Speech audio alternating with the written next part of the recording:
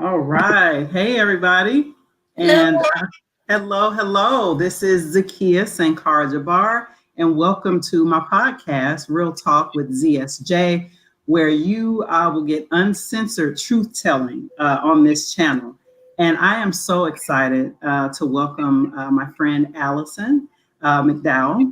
Alison is a mother and an independent researcher. I believe she got her start in activism and organizing, pushing back on school closures in Philadelphia, public schools in Philadelphia, Pennsylvania. So we certainly connect at that level. For those of you who know me, you know that's my day job, education, advocacy, and organizing. And Alison and I connected maybe just a couple of months ago, and I came across, I believe, your blog, Wrenching the Gears, and it blew me away, right? And I believe the universe, provides. I believe the universe connects people. And I believe that you and I were connected for a very special reason, because my spidey senses have been tingling all year long. Let me tell you, okay? And usually, when my spidey senses are tingling, I listen. I like to listen to my intuition. I believe that common sense is in, listening to your intuition and trusting your gut and trusting yourself is something that we need to get back to as a society, I believe, and stop allowing people to basically socialize us out of thinking or trusting ourselves. So anyway, I wanted to kind of frame that up for this conversation that we're going to have today, because I know for a fact it's going to be overwhelming. It's going to be a lot of information. It was extremely overwhelming. Your blog is extremely overwhelming. And for my audience, like Alison has been so graceful. She and I have had a couple of conversations where we've been on the phone for 2.5, 3 hours, just talking, like trying to make these connections and everything. Anyway, I need to shut up because you all came here to hear her. And Alison, I just want to bring you up. But first, I just wanted to share, because I know that most of my audience are Black folks, Black nationalists, Pan-Africanists, Black Marxists, Black socialists. And Alison is a white sister ally, right? And so I just want to let people know that I want to remind you all of this famous quote by our dear ancestor, Malcolm X. He says, "I'm for truth, no matter who tells it. I'm for justice, no matter who it's for or against." And I wanted to set that up and frame this before we get started on this conversation. So please like this video, please share it, and subscribe to this channel. Alison, please introduce yourself to this audience. Tell us a little bit about yourself before we hop into the presentation. Oh, I'm very moved. I've been trying to find this audience. And it's very gracious of you to include me in this space. As you had mentioned, my early, I'm kind of late to the activism game. I mean, I'm not someone who was raised up in this. I grew up in corporate suburbia. I was always doing, what was expected. So I'm catching up in a lot of ways. But I've spent my adult life in Philadelphia, and I'm in an amazing city. I came loving all the wrong things about Philadelphia. I have a graduate degree in historic preservation and cultural landscape. And so my synthesis, that's how I think some of the skills that I bring to this is that I'm almost pulling together a landscape and looking at the terrain. And a lot of, people have told me that it's like I'm an advanced scout, someone who's out ahead saying oh, over here, yeah, that's sort of my skill set. And I'm not here to tell anyone in your community what should be done, right? I think at this point, people need to have an understanding of the landscape that we're operating in and how it's changing. And I can give you a really good intelligence briefing, because a lot of the things that are unfolding are happening in Philadelphia. It's a test bed. It's a Black city. It is a very poor city. And we're surrounded by a lot of wealth. And we have the University of Pennsylvania and Wharton Business School. So a lot of these innovative financial instruments are actually being developed here in our city, and we're being trialed as a test bed for this social impact economy is what they've called it. So we're this sort of opportune space where we have the technical expertise and the will of very affluent people, and there's a great wealth inequality in the city, and that's what we're navigating. And so there are things that I've looked at the big picture level, and then I realize, oh, actually it's happening here. It's happening with our housing authority. It's happening with our school system. And my entry point was through the public schools, and initially around school closures in 2013. Boston Consulting Group came, and they were using the test scores. And so I was like, and then they were putting schools up that had been destabilized and going to grade them and do things to them that I felt were unfair. And so I very naively, because I'm on quite a steep learning curve, I was like, well, they just don't maybe know how wrong it is, the things they're doing. And then I realized, no, it was all broken on purpose. And down that rabbit hole. Yeah, I'm like, oh no, it's not that you don't know that it's broken. And then eventually, so I fought the standardized testing, but then realized eventually that it was really about educational technology as a profit center, like using kids to profit not only from software and hardware, but also through predictive profiling. Because one of the funders who was advancing a lot of these sort of disruptive policies was the Michael and Susan Dell Foundation. And at the time, again, very naive, I'm like, oh, you want to sell your computers, right? Like, that's not fair. And then I realized that, oh no, like the Dell, like one of their primary clients is the NSA. Right. So you're oh, you're a surveillance. And I didn't even know that till I was watching Snowden, the movie, and he was throwing down his credentials to sort of justify that he was legit as an informant. And he threw down his Dell credential. So most of the stuff that Snowden actually pulled out was as a Dell employee to the NSA. He was a Can you remind the audience who you mean by Snowden? Oh, Edward Snowden. He was a contract employee to the NSA, and he gathered up a lot of information about the government spying on citizens, and then released it through largely the intercept. He's a political prisoner right now. Yeah, I mean he's out of the country, but yeah, he's right. Facing, legal action. So so then it was like, wow, so this is actually about a surveillance state, and our schools were handed over to the school email accounts to Google, even though they say philasd.org, they're Google accounts, and I kept telling teachers like, well, one, there's sort of child labor and intellectual property attached to that. But if you're looking at data mining and predictive analytics, like Google's wealth in artificial intelligence is largely on their data sets. And so now all of our Google classrooms are creating vast amounts of data to help them refine their algorithms and their value for their company, as well as potential surveillance, of kids and teachers. So that's sort of my framework. I did education for a while, and then the reality is that the teachers are really stressed. This was, clearly pre-pandemic when we were still having regular school. My child went all 13 years through the public school district of Philadelphia. And, and I will say they were in a magnet school for much of that time. And so again, we were sheltered in these harms. And I later joined school council, and I was trying to leverage like the social capital of our school on behalf of other schools in the district. And I just saw the level of disparity and how different kids were treated even within the public system. So there's really big structural problems. Right. So I've got the slideshow pulled up. Yeah. If you want to start going. So I will start off. So fracking our children. So here. So I'm gonna have to sort of click back and forth.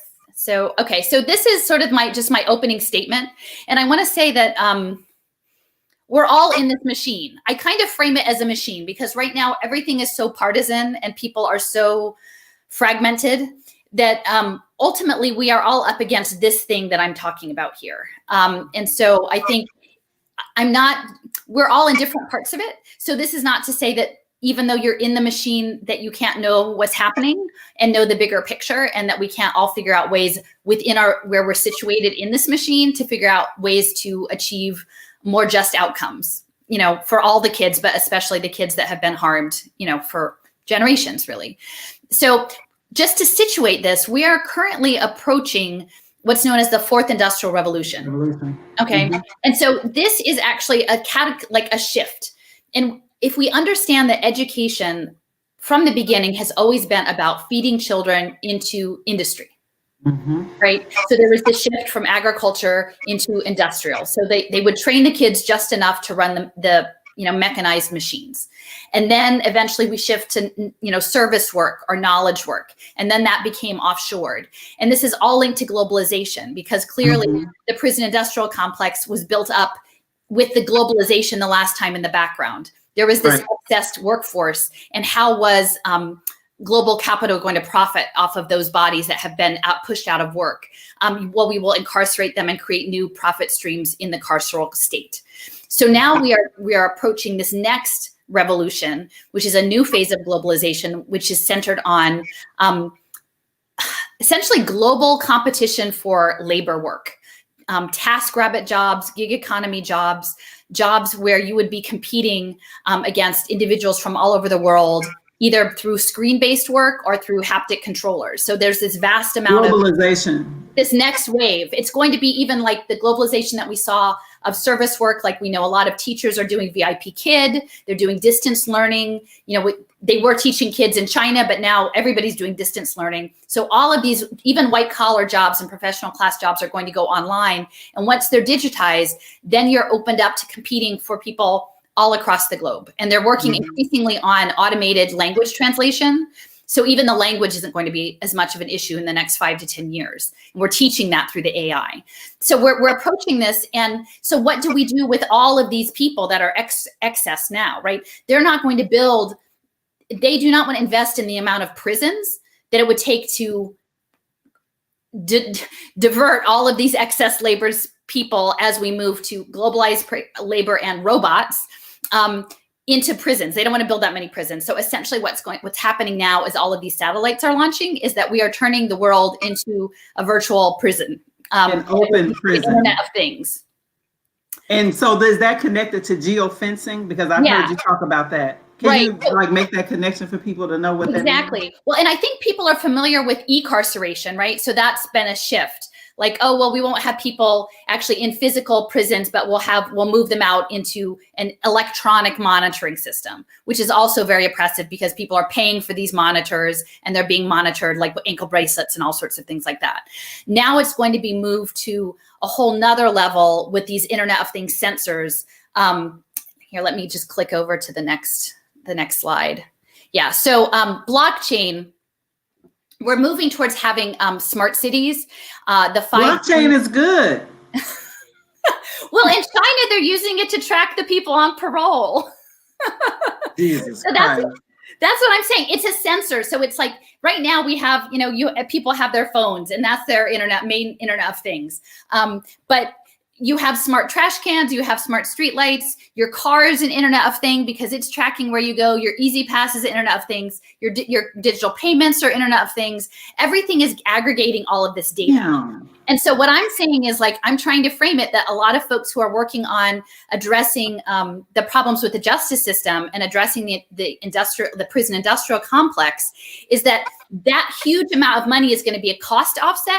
And they're going to start shifting people into a different nature of state control. So it will not be people being held in physical facilities. It will be people who are managed by social workers, by healthcare providers, by other things. And you will be given a pathway and a self-improvement program. And it will be like through diversion courts, right? So you still have criminalized poverty, but if people are brought in under low, like misdemeanors, they'll be put in a program. And these programs will underpin this layer of stakeholder capitalism. And the technology that's doing that's aggregating all of the data, both to develop a robust profile, a predictive profile of you, but also to support on the back end these impact investment, the data analytics that they need to justify these impact investments, was being piloted in China, but through the US. So it's not really, I'm asking people to sort of break down a lot of their understandings of the world, is that right now this is power. This is global power. This is the billionaires and the AI versus the whole world. So Silicon Valley is taking their technology into China and vice versa, and they're refining things together to control the masses that they know will be pushed out of work by the robots. Yeah. So this slide sort of speaks to that, just that, okay, so in China, they're using blockchain to track the parolees and address their social credit scoring. The little box there, that's Jim Heckman and J.B. Pritzker, the current governor of Illinois. And Heckman is out of the University of Chicago, and he was refining a lot of these impact equations in China. So again, there's collaboration in ways that people are used to thinking of them as being separate, but they're not nearly as separate as people think. Can you explain the social credit system a little bit in China, whatever you know about it? What is that? So essentially in China, there are some social credit scores are governmental, and then some are at a like credit card companies. It's actually, people talk about Sesame credit and social credit scoring as if it's a Chinese thing, but really we all know what it means because the United States refined the credit scoring systems, right? We all know what the credit scoring profiles are, and they're becoming increasingly granular. So this is the idea of taking a credit, but it's not just about your debt or repayment schemes, but more on your behavior as a good citizen. So they could track. Wow. And the government gets to decide what's good and what's not. Right. So there's different ones. Like there's a government level one, but then there are also, like, imagine Jeff Bezos, which we already know Amazon will price things for one person differently than another person, right? They have dynamic pricing. So imagine Alibaba, which is Jack Ma, which is the largest equivalent in China. They have their own scoring. So like maybe you're a special customer, you get X price, someone else gets this other price. That's supposed to be illegal in the United States. They shouldn't be able to do that shit. Well, I mean, they have all the analytics, right? They say, oh, well, you put that in your shopping cart 2 weeks ago, and now we'll drop the price a little bit, see if you get it now, right? Like they have it's all automated. So there's the retail side of things. And one of them, Tencent, is the other giant company under Alibaba. They're a major investor in video games. They have facial recognition payment and also their own social credit scores. So when you're hearing, like recently in the last week or so, they've talked about the IMF saying that your credit score should connect to your Google searches, your online searches. I saw that. It's all the same. It's all the same. It's about profiling you against a social expectation.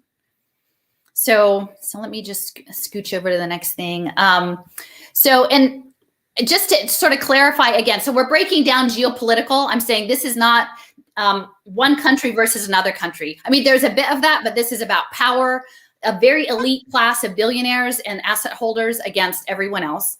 The other piece is that this is fully bipartisan, what's advancing in terms of social. Please talk about that, please, because let me just say, Black people feel like Democrats are going to save us. And we have to, I'm so frustrated because I want our community specifically to understand that all of these people are in on this. This is a game that's being played on the masses. Go ahead. It is. So it's, I mean, in Philadelphia, because we are being piloted as an impact economy. I mean, we are a Democratic city. We always have been. And we had a special poverty committee to sort of get this jump started. And many of the key figures advancing this are Black politicians, Black Democratic politicians. And I don't know, I can't say that they know all of the things I know, right?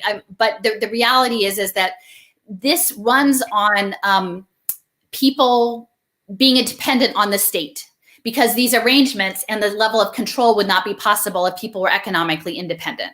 So the impact markets rely on the fact that you do not have your own economic independence and that you must access these state services, which are going to be privatized largely as investment opportunities and tied to data analytics. And in that, the people who are using the services will become commodified as data.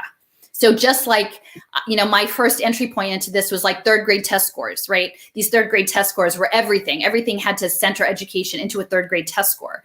Well, now imagine that for every aspect of your life. Your workforce, your food, your housing voucher, everything is based on some metrics that an investor, Goldman Sachs, sets that you are expected to live up to, whether or not it makes sense for your own life or not.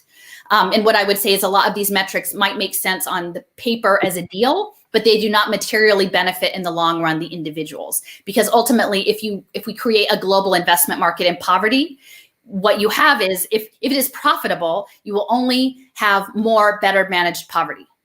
That's the logic of the market. I mean, that's just how. So I just have two images here. This is from a couple of summers ago when they were rolling out the seed funding for this Pay for Success fund. This was in the Dirksen Senate building. And, I traveled down there with a friend who was a teacher, and we were like the only two people and like several hundred people in this giant room to sort of confront this issue that children should not be used in this way as investment commodities.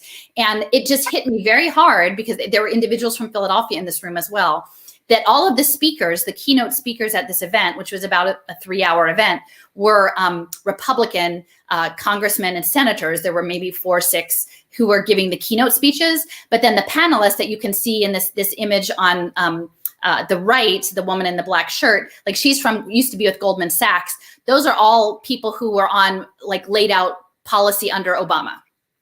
So at that time, it was very fully connected on both sides. It was very clear to me. And there were several hundred people in this room who were all part of entities, many nonprofits that were aligned in the social sector who were going to benefit from these deals that are coming. Like I don't know how I found out about it, but like it got the Eventbrite. So we went down, but we were like the only 2 regular, you can kind of see in the picture, it was a big room. It was full of people and they were toasting with champagne. Oh, I've been to the Dirksen Center building before, yeah. Yeah, so it was a big room and it was full. It was like standing room only.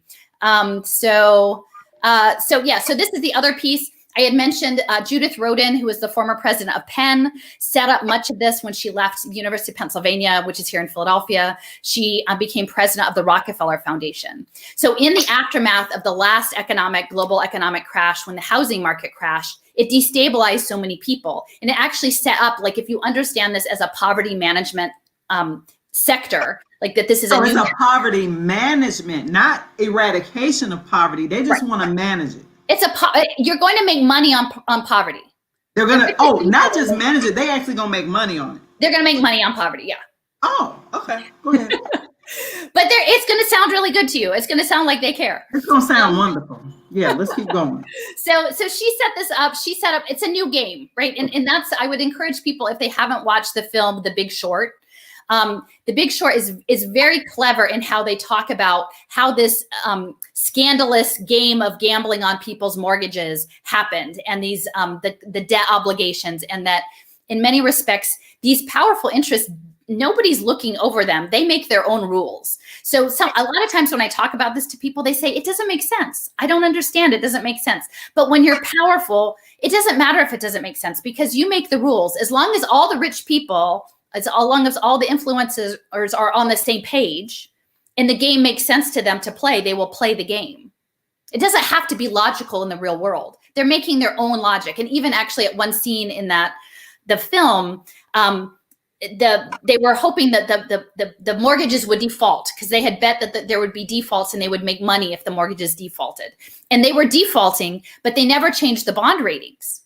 And then I remember that. I watched it. The people who had made this call realized that the actual reality was completely disconnected from the market, and like to an extent that you couldn't even place a bet because there was no logic to it whatsoever. And so that's what I'm saying. Just keep that in mind going forward. But the seed money, because none of this is actually free, like actual markets. It all has to be underpinned with seed money, with government money, with philanthropy money to set up the infrastructure for this to happen. This isn't the market. This isn't poor people asking to be managed as a data commodity. This is the government creating a market in managing poor people for global finance. Okay. And not just US global finance, total global finance. So the seed funding that was there to set up the pilot projects, and these are called pay for success deals or social impact bonds, came out of the Social Innovation Fund. And so it's all based on public-private partnerships. And this came through the National Corporation the Corporation for National and Community Service. So AmeriCorps is embedded in that, and Senior Corps.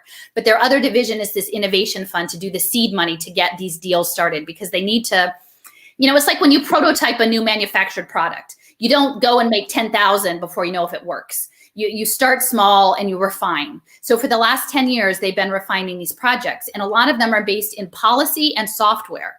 So once you get the policy in place and the software, you can scale it pretty quickly. Once you get the digital identity, which is what I'm going to talk about.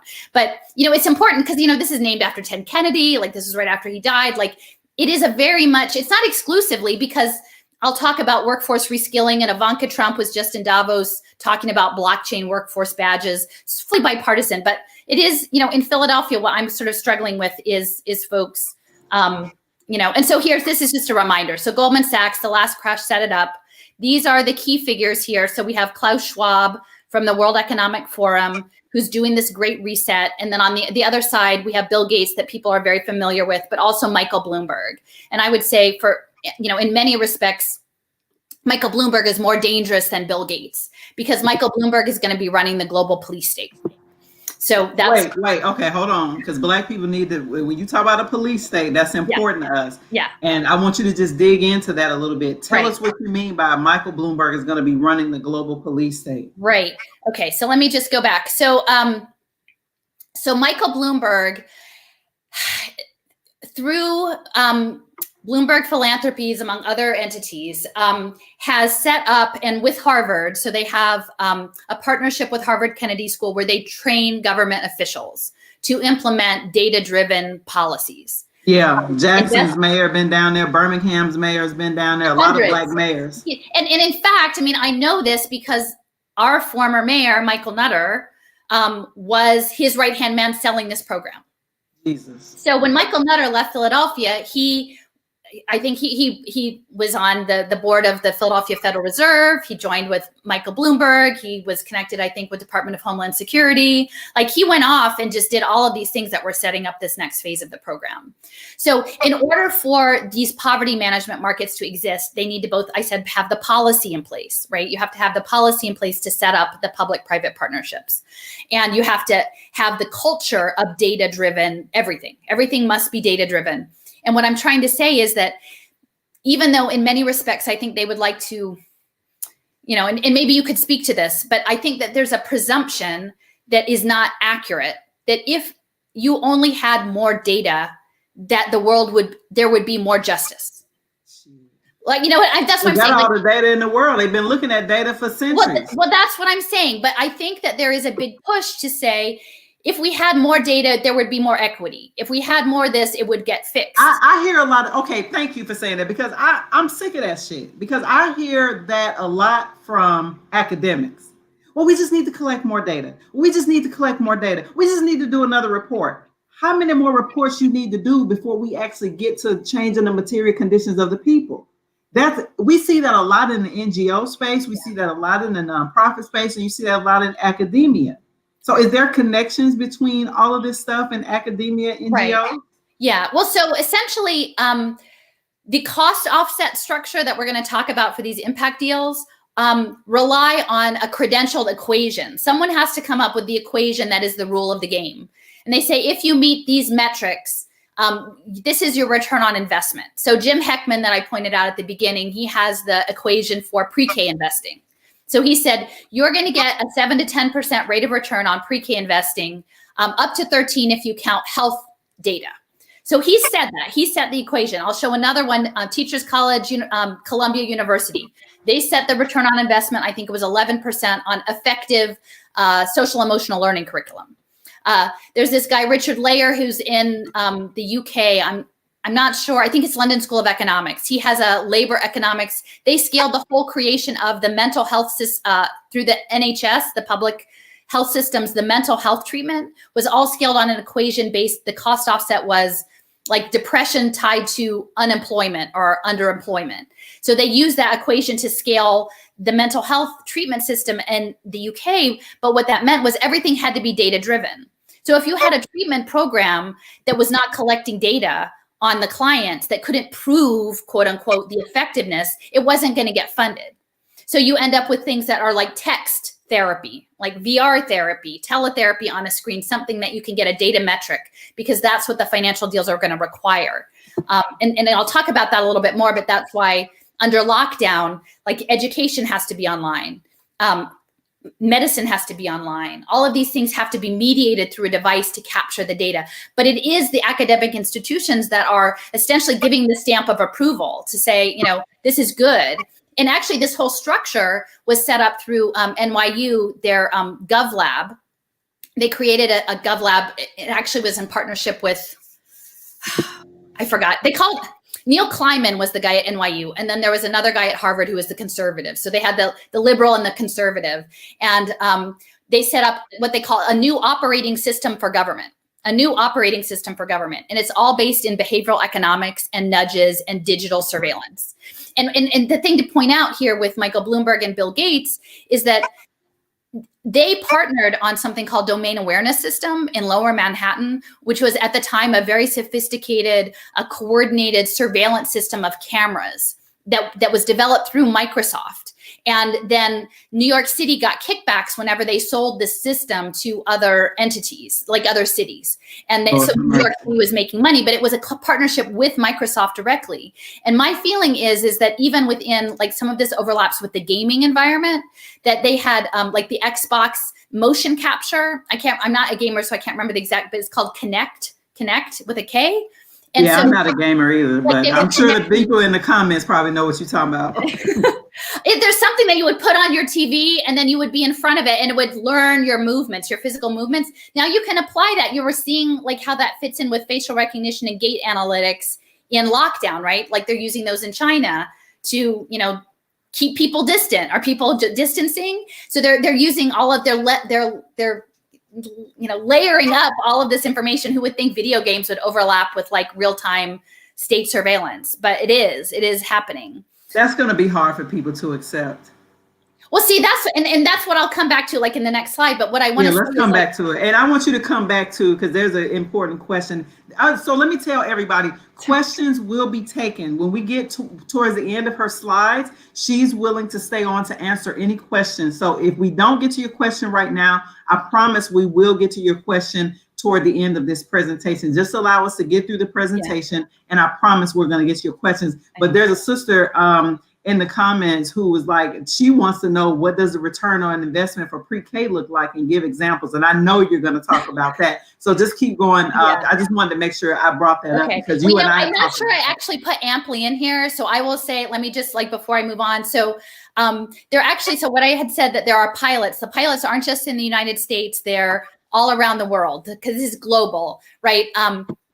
Before I leave Michael Bloomberg, I'll say that not only does he own mayors and officials in the United States, in the EU, and in India. So it's broad. And I will say, actually, so Michael Bloomberg was the ambassador to the World Health Organization and to the ambassador to the UN for climate change. So all of these things are running through the United Nations Sustainable Development Goals. And then actually, literally the day before the pandemic was announced as a pandemic, there was something called the National League of Cities, and over 2,000 elected officials and high-level municipal officials all flew into DC to lobby. I'm familiar with the National League of Cities, yeah. So literally they had a town hall with Michael Bloomberg to talk about COVID. No distancing, no nothing. I mean, I think maybe they did it like an elbow bump, but like you can see pictures of them all in the room together. Like, again, these are people, because the pandemic was essentially like called in February for the liability waivers. So like if you were a high level, if you're the mayor of Austin or something, like, you know this, like you're in the loop on this stuff. They still all flew to DC to do this gathering. And then they had the town hall with Michael Bloomberg, and the next day it was called. Right. So, I mean, Ghebreyesus and Bloomberg are very close. This is all running not only through the United States, but all of the Sustainable Development Goals, because it's a global construct, what's happening here. But I will mention Amply. So the Amply, they're developing these early stage pilots. This is connected to blockchain identity and tokenomics. But they have this program in Cape Town, South Africa, because it's all very racialized. This is all racialized. It's not a coincidence that the pilot for this is in Cape Town, right? And so what they would do is they had a franchise pre-K, and I think increasingly they're actually targeting Black women, you know, as an economic business opportunity to come into their franchise, because once you're a franchise owner, you can't refuse to put kids on blockchain, right? And so then they get credit for lifting women out of poverty as pre-K owners, but then they can make them do their— They're targeting Black women. That is so important that you said that. No, they're targeting. And then they're going to make money on that, because they're going to say, look, we improved their metrics. We improved their economic activity. So they get credit for that. They put the teachers on blockchain. Well, in this one, they only have, I think maybe the school is on blockchain, and the children and the families. And then the pre-K provider would get paid back from the government how many children per day. So they told the operators that they could not, they weren't going to do paper anymore. And a lot of this is also racist. I mean, part of it is like, oh, you might be fudging your numbers if you just do paper, right? Here, we made you an app. Here's the app on the phone. So now every day when the child comes in, you click them in with the app. It's very simple. It's a very, very basic pilot. And they actually framed it. I'm sorry, they're doing this in Ohio. When you just said that, that reminded me, my daughter is 6. She's born in Dayton, Ohio. And I remember when they made the big switch with the child care subsidies from the Ohio Department of Job and Family Services, you couldn't do paper anymore. You just triggered a memory. And I remember they gave us all cards, and they would penalize the child care centers if they didn't use the thing that's hooked up to the computer. And I was just like, but it was a hassle for everybody. Yeah. And then they started doing everything, because everything is about preschool promise now. Everything is about early childhood education. Everything is about like systematizing, and we just got to make sure we get these old Black people, these Black women who've been keeping kids for all their life and been getting paid. They want to push all those women out because it's going to be a franchise. So that's the thing. Like, all of the lovely neighbor woman down the block, the grandparents, like, who are connected to the kids, those women, because what's going to happen is they won't they won't have the data, right? They'll come in and I don't have a slide for this because I wasn't doing pre-K, but like they're using surveillance Playtables, right? To like use fisheye lenses and film kids. Well, the lady down the block is not going to buy a surveillance Playtable and put it in her living room. It's not going to happen. So essentially corporate America or corporate wherever, South Africa, the franchises will capture all of the child care provisions, and then it will be all standardized. And they're forcing families who can't afford to pay the lady down the block, because they get the government subsidy to pay for child care. I used to get a government subsidy to pay for child care. That's how I know this happened. Then you're going to be forced to go to the franchises with the surveillance Playtable. Yeah. We play smart. Hatch Education, we play smart. You guys can look it up. But that's what, and they actually, in their language, they framed it as, this is wonderful because guess what? This child can help, it helps build their social capital. Wow. They actually said that, like, in their literature, it's helping children build their social capital, which is really back end for saying, we know when you skip out and you didn't bring your kid to school. We know when your kid came in late. We know if your kid's out sick, because it's all going onto your social credit score. Like, they frame it, that's the thing. They frame it as it's a positive. Look, you're building your credit score. Yeah, that's the play. That's the behaviorist kind of like propaganda socialization. This is good for you. Right. Look, you can aspire to be your best branded self, like be the best pre-K toddler you can be. So, and the thing is, so I'm saying this because I researched these things, and then I was at a gathering of press, because they're actually collecting all of the nonprofit press to sell this. It's called Solutions Journalism. And they've invaded all of the newsrooms and all of the journalism schools, and all of the, like, even in Philadelphia, the major daily paper, the Inquirer, is within a foundation. It technically is a nonprofit. So they gathered everybody from like the Afrofuturist podcast to like, the Jewish newspaper, the Latino newspaper, and the Inquirer, the NPR station in one room. And they said, we're all going to be selling this. And I'm, running around trying to like figure out who to talk to. And I finally found a woman who was pointing out that it was like not a diverse group of people in the room. And so I was explaining this to her, and she said she had been briefed. She was in community development in the city, and that she had been briefed on this app like the week before. So it's not just in Cape Town, right? People in my city know about this app, and like, it's going to be coming. Like, they're just building the structure for it. So I'm sorry, what's the app again? What's the app? It's called Amply, AMPLY. All right, people look that up. AMPLY. Y'all gotta look that up. And Innovation Edge and IXO Foundation. They're out of Switzerland.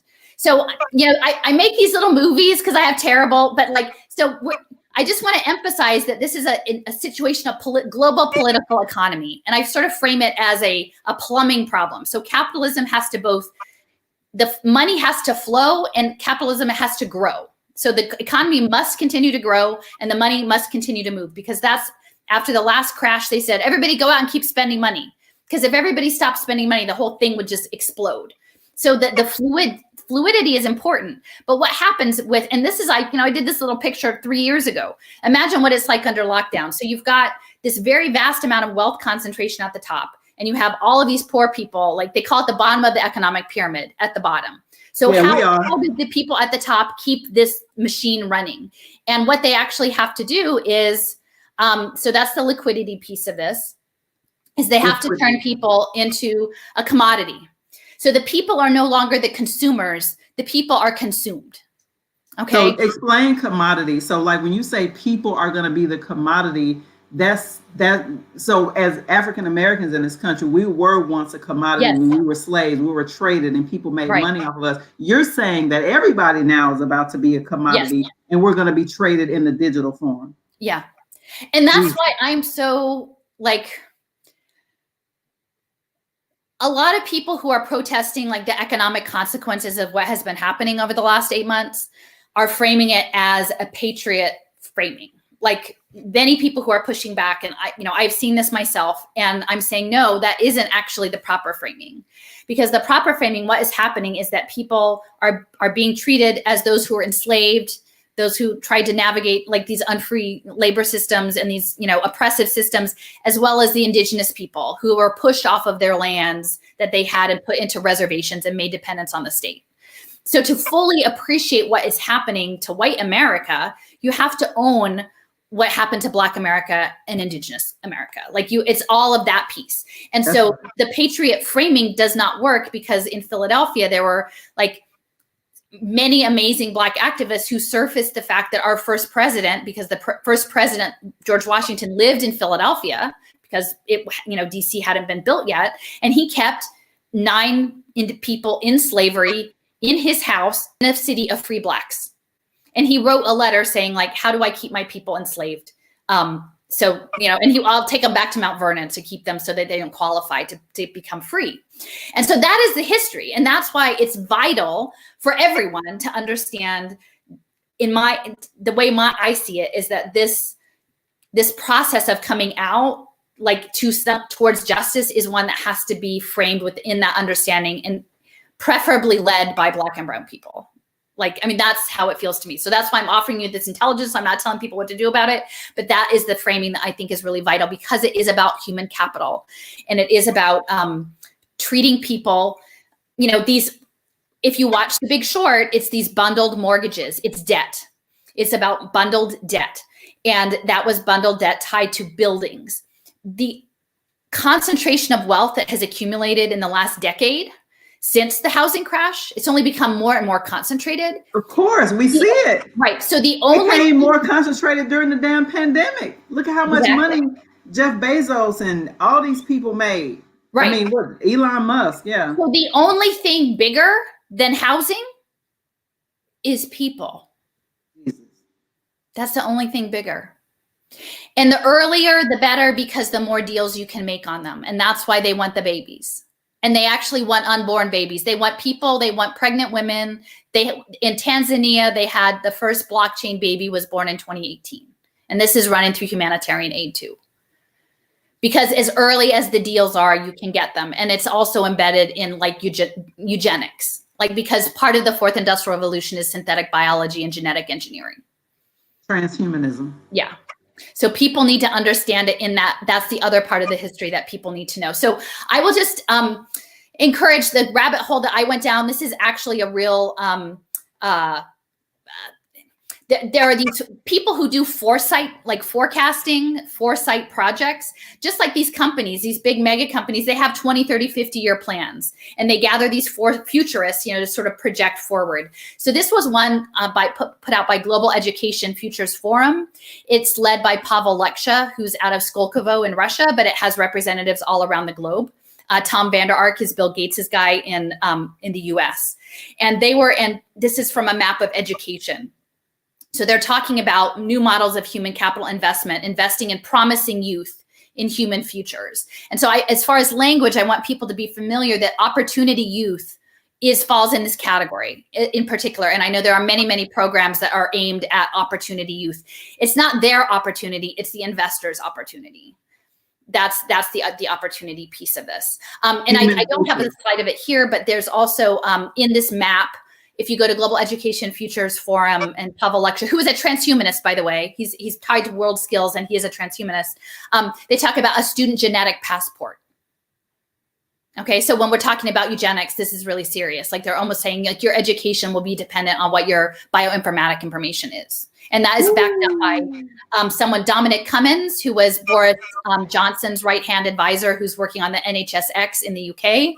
He's very much talking about education being linked to genomics. So, I mean, it's not as though they weren't already channeling people in different directions based on your race, but now it'll be down to your genetic material. And that is very important to know that connects with Chan Zuckerberg, because they're pursuing things with Data Zone. Anyway, I'll talk about that later, but they're connected with the bioinformatics stuff. So this is just a horrible picture, but I just want you to show like what we're dealing with. These public-private partnerships are going to be running through what's called benefit corporations or B Corps.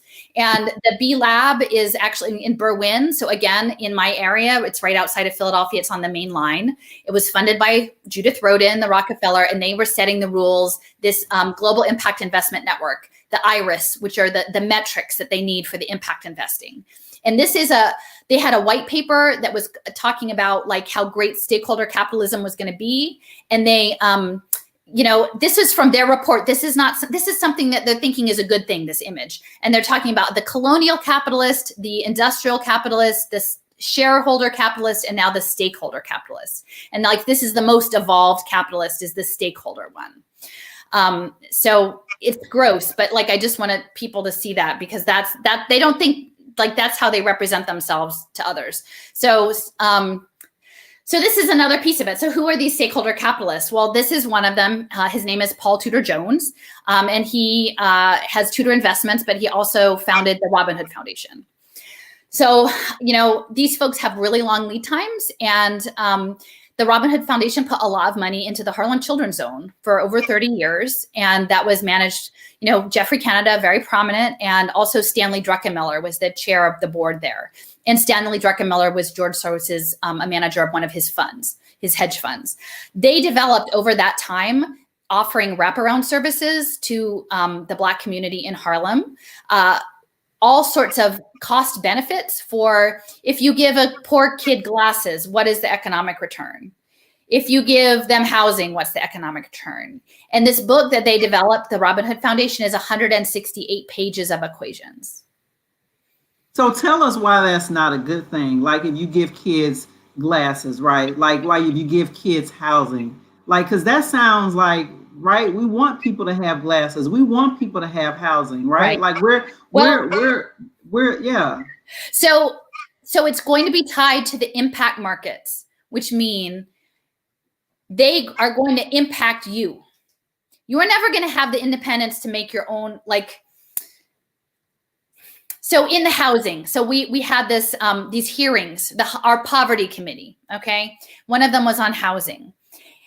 These housing bonds will be tied in with smart data collection increasingly. In fact, there'll probably be a job training program to train out of work people to put smart surveillance into housing for housing vouchers. And it will all be conditional on your behavior, that you conduct yourself according to the standards for the impact markets. Well, and what I said when I was testifying to the city council about this, I said, if you picture that economic pyramid, right? There's the one little white guy at the top. There's lots of folks at the bottom, predominantly Black and brown.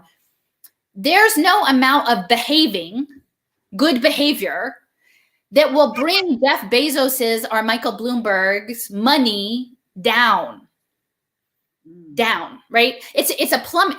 They're looking for the money to go up to them. Their money is always going to go up because they have the power. They can make the deal. They can structure the deal. No one's going to go to the people who have been pushed out of their house, evicted, and are on the corner to say, well, how do you feel we should set this deal up?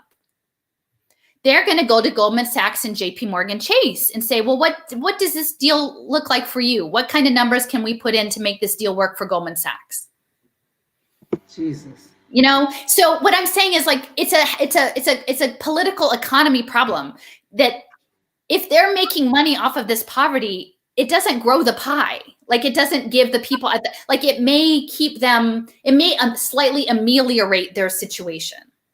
So you mean to tell me, now we got to talk about this. But does that make sense? No. Wait, no, I'm getting there. Okay. But I am a person who believes that people's basic needs should be met. I also believe people need to be taxed. I'm not for the tax cuts that not just Trump did, but the tax cuts that have been happening since they repealed the Glass-Steagall Act, right? Yeah. I believe that there needs to be a redistribution of wealth. That's who I am. I believe in the common good, that people's basic needs should not be tied to anything. They just need them to live. Right. I also am a Black American. I'm a descendant of enslaved Africans in this country. I want reparations. Yeah. I believe in Medicare for all. You mean to tell me that I can't get reparations and Medicare for all without being tied to some kind of social impact? What is it? Social impact. Well, ultimately, it's a performance-based government contract. Yeah, that's how it's going to be. I mean, does Paul Tudor Jones look like he's like the kind of guy who wants to just give his money away to people because he's a good guy? I mean, I'm just saying, like, it's the logic, folks. Like, we are not that organized to demand this. If people want to just hand you some payout, it's not going to be no strings. I mean, I know they're saying it's no strings. It's not going to be no strings. It's because they've structured these human capital markets. It's because if we— Can you break down that for people? What is the human capital market? All right. Let me zoom forward a little bit. I think I have my another. Okay, so there's Canada. I do want to point out, so this Stanley Druckenmiller, who worked with Jeffrey Kennedy and Paul Tudor Jones, he and George Soros is not buying activists. George Soros is buying economists. George Soros is buying economists. Don't get that right. He's buying stuff. There are no good billionaires. He's not a good guy, but he's buying economists. He's not buying Antifa or people in the street. He's buying the economists. So in 1992, they shorted the British pound. They shorted the British pound and they got $5.5 billion in one day. What? Yes, read that. In his discussion of his experiences with the legendary Soros, Druck related the story of how he identified the British pound as a near lock short back in 1992. Short, he's betting against it. Remember, there is people betting against you on these impact bonds back in 1992. And he told Soros he was making a huge bet, 5.5 billion on it. And Soros said, don't be a fool. You should put at least 200 worth our net 15 billion on this once in a 20-year opportunity. We didn't get the whole 15 billion on, but we got enough that I'm sure some people in the room have read about it. Billions in one day. And they shorted the pound. What would they do to Black toddlers? Come on. These are not the good guys. Come on. They're not. They're gamblers. These are not justice people.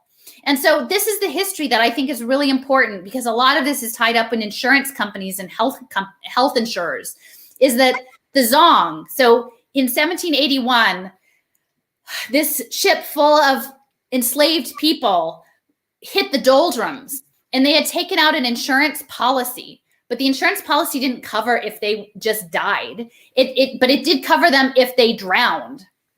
So they started throwing people overboard. To make money. Yes. And these are the people we're talking about. These are the people in charge. And they're working through the Federal Reserve. So this is from the mid-1990s. Steve Rothschild set it up with Art Rolnick of the Minneapolis Fed, and he was involved in workforce training programs for adult men, probably many of them coming out of the justice, incarceration system, and about workforce reskilling. So these capital bonds are real. They're coming out of the central banking systems. And I had mentioned too about Duckworth, that this is eugenics. A lot of this, Angela Duckworth works closely with Jim Heckman, who did the pre-K equation. And she advances grit. She's like, that's her specialty, is grit, like bootstrap. And Francis Galton is sort of the grandfather of eugenics. And she still uses him, not in a negative way, in her slide deck. And this is her slide deck. So we're looking at hold on. I'm sorry. She really included a quote from this eugenicist in her slide deck? Yes, this is a screenshot. Positive psychology, character grit, and research methods. And she included, do they believe that regular people don't know who Galton is or something? Like, we don't know. I mean, I know. Maybe people don't know who he is, but I mean, I'm very familiar. This is at Penn. They're the overlords. I mean, that's what I'm saying. Like, my child was at a magnet school in Philadelphia with the kids of the overlords. And it really, I mean, I'm saying this honestly, like, because you're told to do these things, right? Oh, if you're a good parent, you do this, you try to get your kids in that school or this school, do this thing, you know, and if you're lucky, maybe if you're lucky, you get at the end and you go, oh, this was really about training the overlords.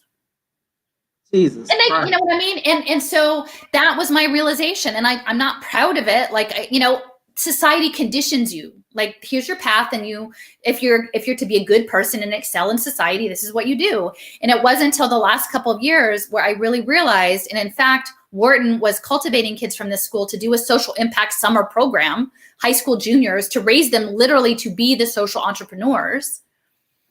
That, I mean, there's a race and class thing too going on, right? Like, they need people to run this program. And I'm here today because I see the writing on the wall of what there is no going to be wiggle room. You literally are going to either, the best you can hope for if your kid runs the gauntlet is that your kid can be helping and be an overlord.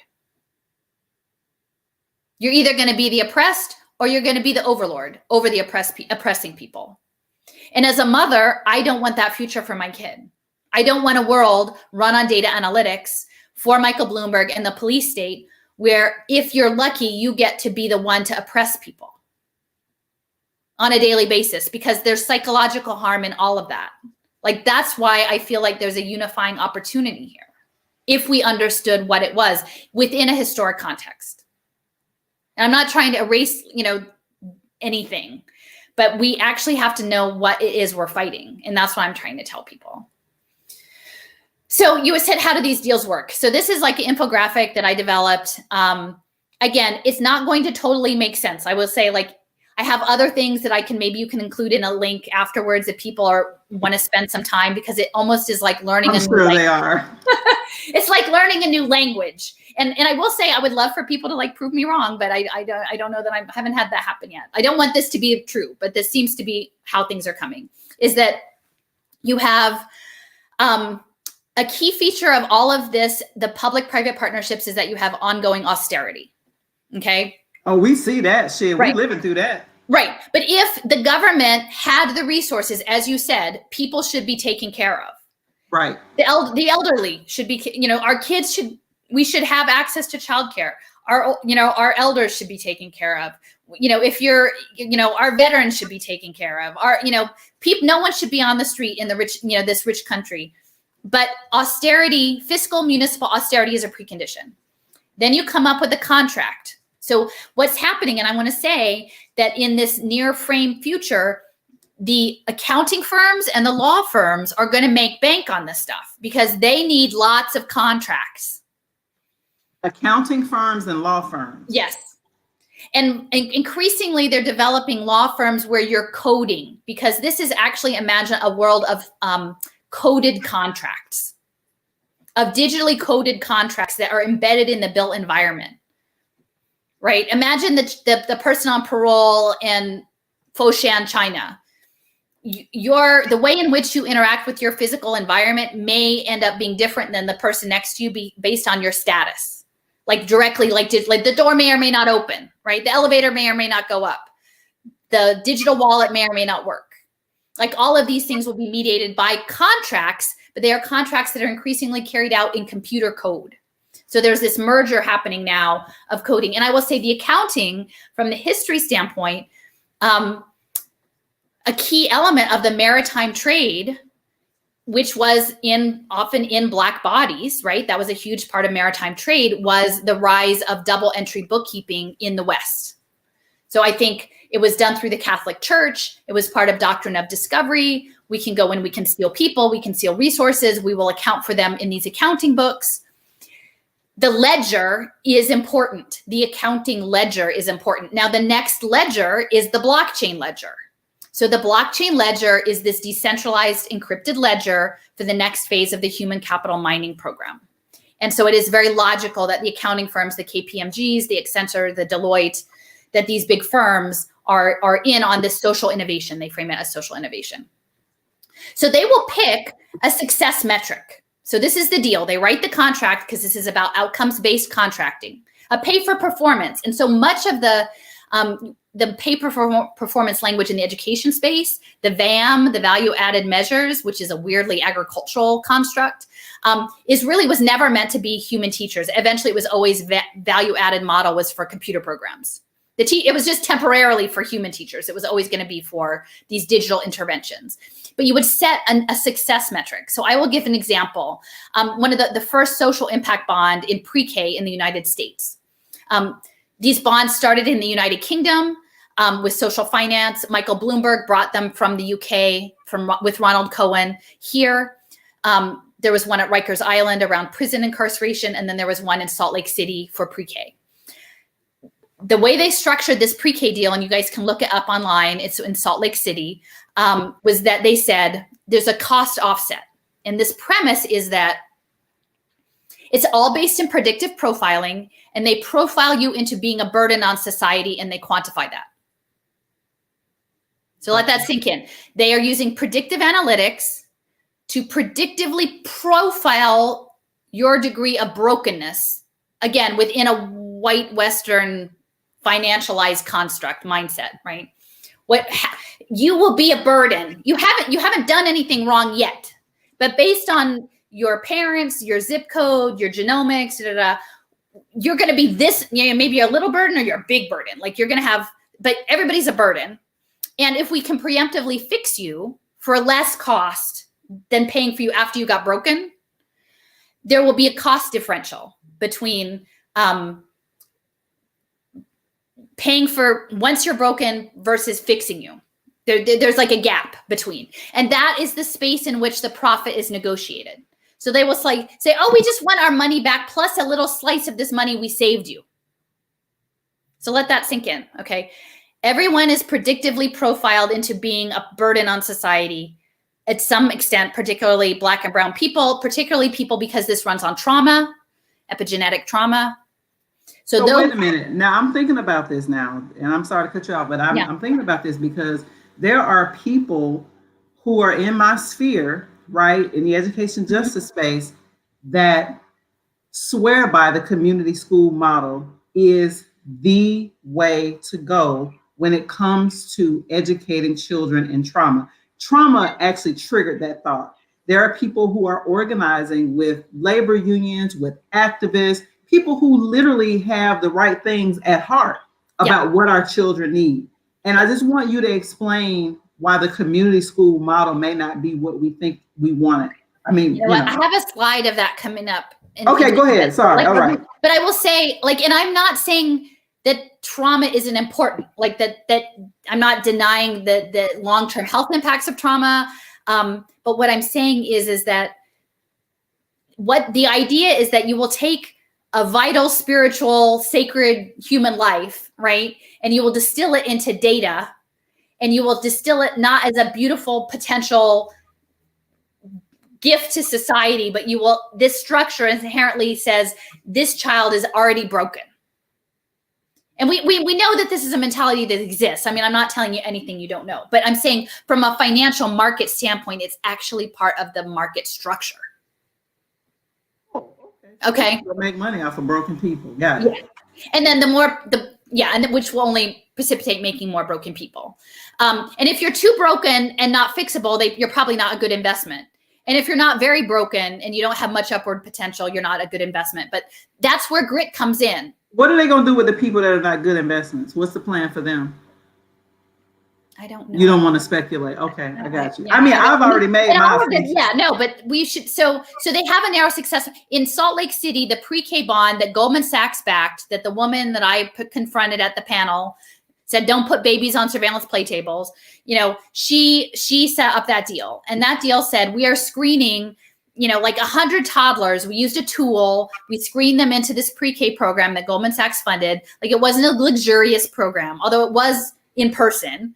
And the cost offset was special education. So they said, oh, if we give these children who are screened into this program, who we think might need special education, pre-K, then our bet is they won't need special education when they enroll in kindergarten. And I'm not sure if the kids got 1 or 2 years of pre-K, Goldman Sachs pre-K. But what happened was, of the 100 kids that got screened into the program, only one of them qualified.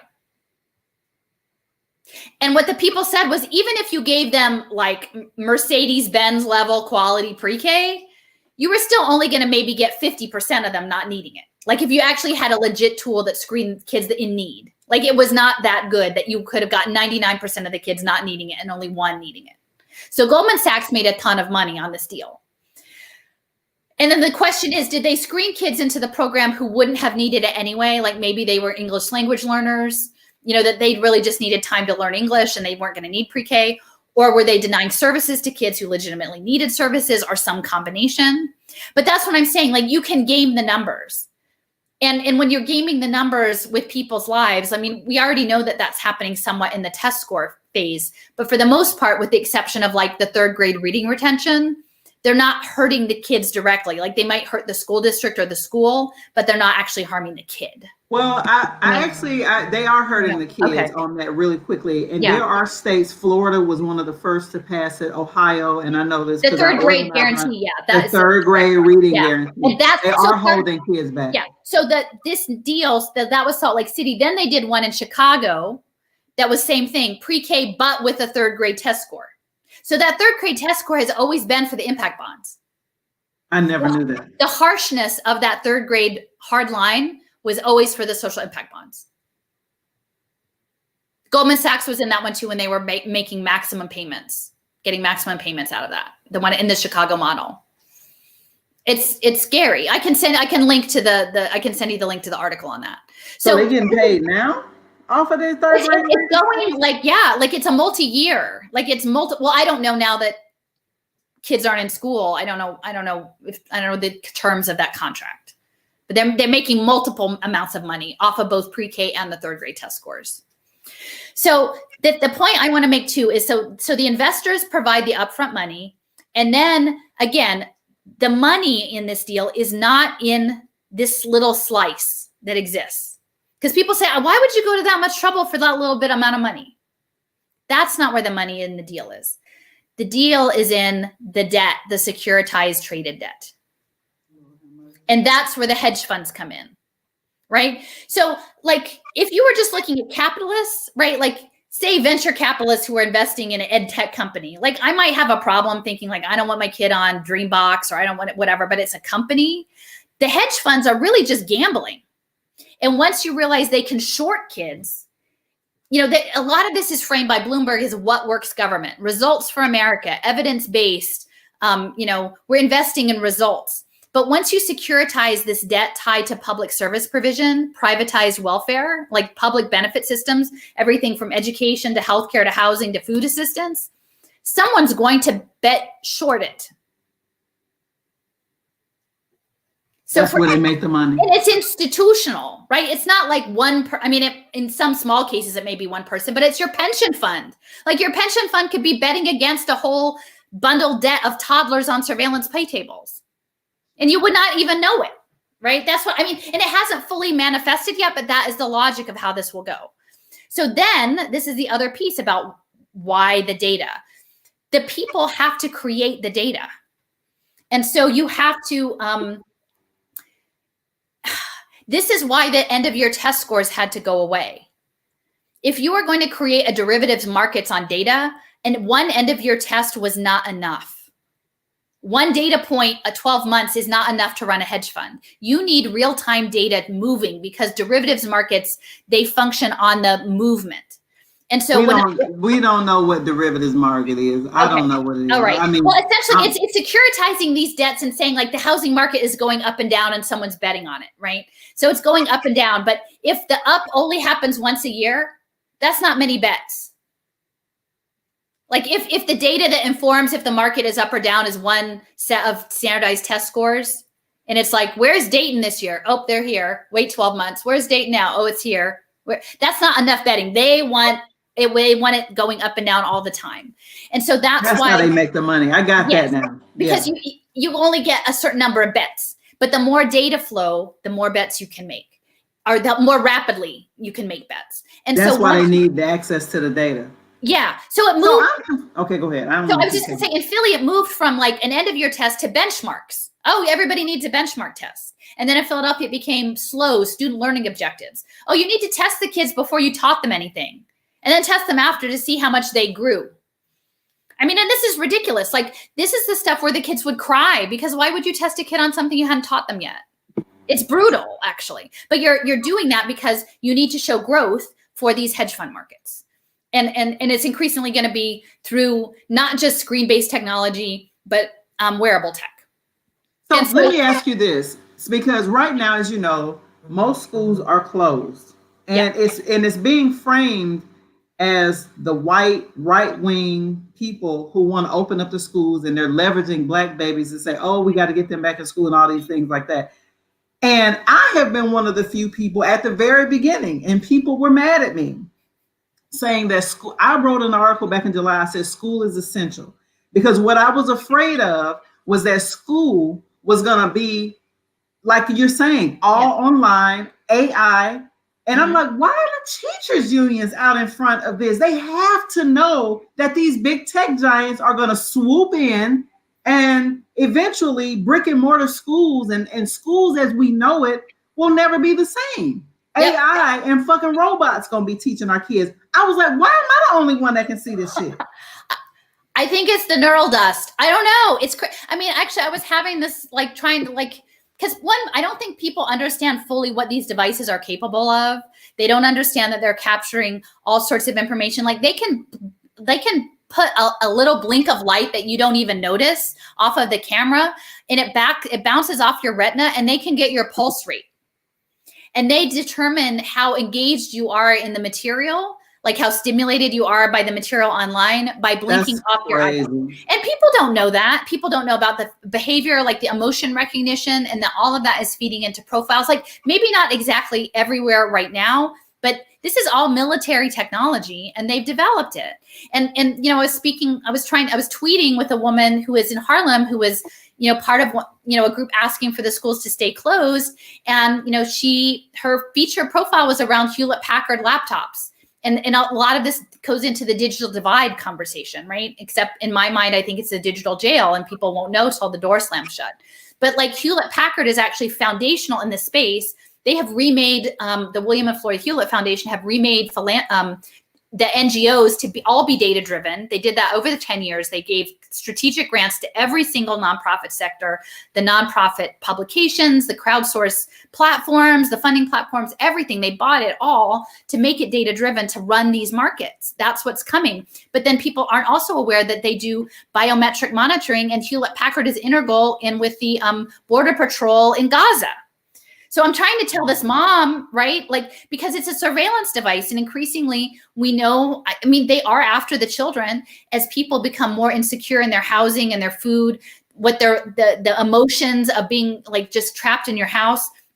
There's stuff that's going to be captured on these screens that if people, these systems, because it's a machine, they can make money off of breaking up families or putting families on self-improvement pathways. The data that they're collecting in the background on your, like, there's implications for families. It's dangerous for them to have necessarily an agent of the state in your house all the time, especially when essentially maybe they're Black people definitely don't need to go the for personalized that platform. And then, by the way, they're also going to run the impact market. Oh, and by the way, they're also doing biometric border patrol in Israel. So it's a big deal, but people don't know all the pieces. They only know a little piece. They only know that I want to demand my right to have nice things, right? I mean, that's the perception. And I know that's in Philadelphia, that we would gut low-income communities at their schools and then show up with carts of Chromebooks, and then people felt cared about. Wow. And they don't know what the long-term consequences are. It's not informed consent. It is not informed consent. We need to underline that. Informed consent. They don't know. They don't know. So I will say the other piece about informed consent. So one of the areas that's been a pilot of numerous pilot projects is the Santa Clara County in the Bay Area. So Silicon Valley, surprise, surprise. And they have 4 pay for success and social impact bonds. There's a pre-K called Strong Start. There is an early literacy, and I'm trying to remember the name of that. There's one called Partners in Wellness, which is mental health. And there's one called Welcome Home, and that's housing. Okay. So these deals have to provide cover for them, a third-party reviewer, to make it fair. They're like, oh, look, like someone looked and said, we met the terms of our contract. and it's all okay. You know, it's not insider dealings, a third party reviewed it. Well, in the case of both the mental health and the housing social impact bond in Santa Clara, the third party reviewer was Palantir. I've been telling people about Palantir as a company. They just IPO, meaning they're publicly traded now on the market. Yeah. Well, so Palantir is essentially Peter Thiel's company. So it's PayPal. So it's digital currency, but it's also they're working with Department of Homeland Security. They cut a deal with somebody in New Orleans about predictive policing and rolled out a program with like city council not even knowing about it. So they're doing all kinds of sly stuff about predictive profiling. And then on the side, they do philanthropy around human trafficking. But really what Palantir wants to know is where everybody is all the time. So imagine like you're a person who needs to access housing in Santa Clara County and someone in your extended family is undocumented. Oh, by the way, did we not tell you Palantir's running all your data? No, they ain't told nobody shit. Yeah. So then ultimately they decide if the deal, the conditions of this outcomes-based contract are met or not met.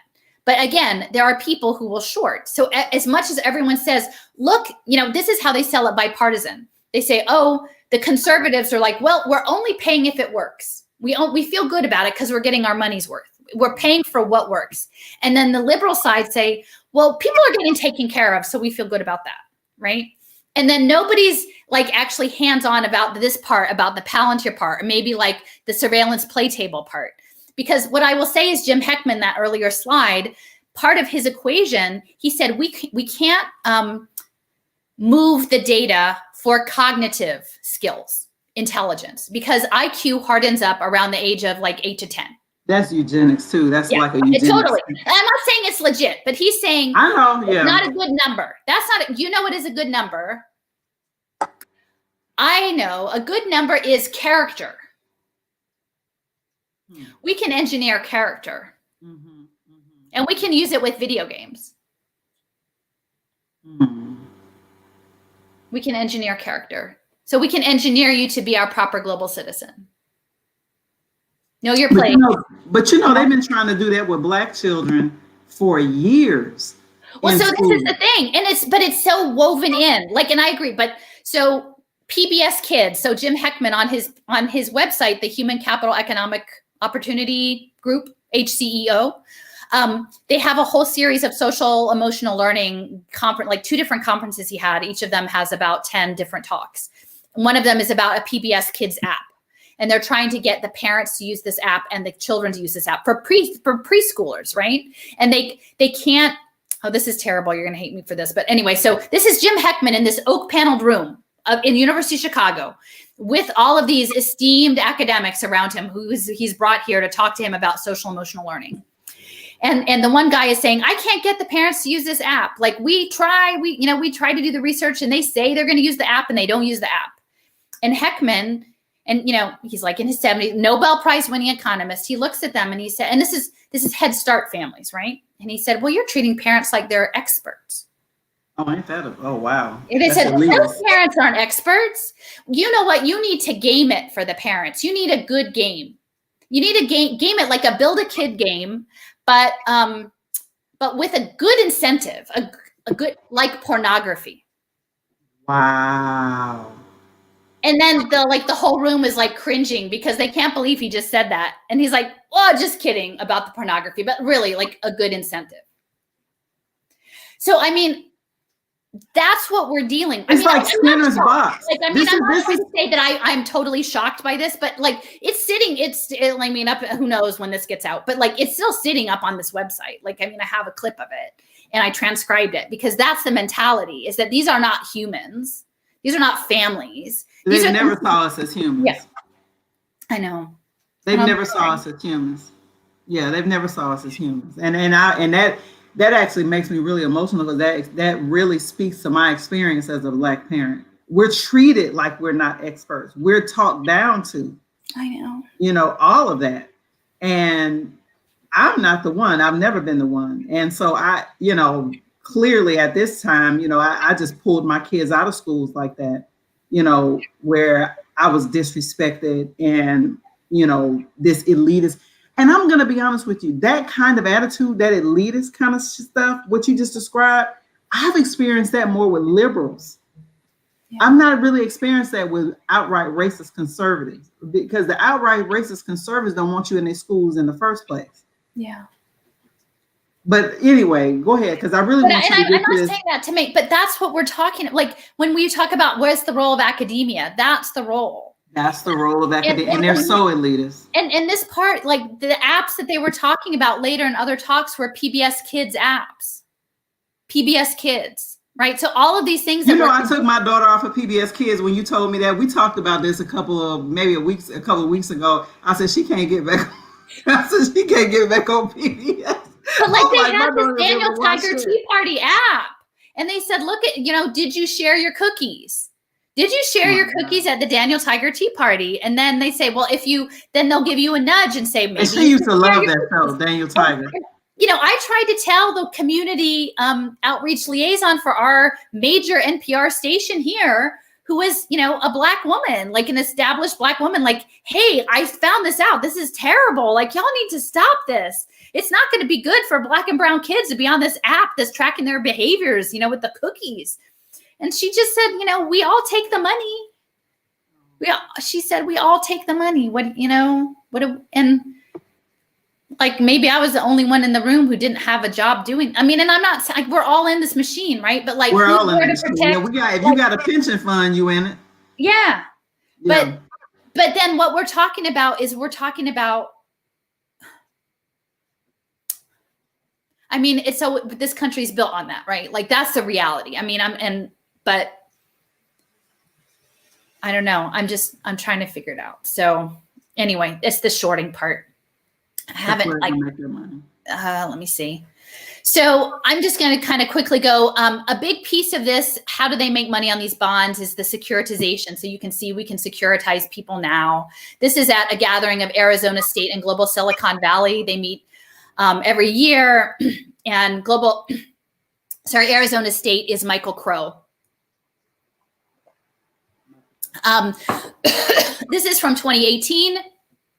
They have set up higher education finance with income sharing agreements. That's going to be what they're going to come up with in terms of talking about what comes next. Income sharing agreements. So we got to share our income with people? Yes, it's contracts, more contracts, and they will garnish your wages, and you will only be able to get certain jobs. Like, so only certain types of work will be funded. You will be able to only get support to do certain types of work to support the fourth industrial revolution. Like, I'm an art historian and I'm probably a pain in the ass. And so they don't want any more. There's going to be no income sharing agreements for art history students or novelists or actors or ballerinas. It's only going to be for coding and pharma and these things that they want to have happen.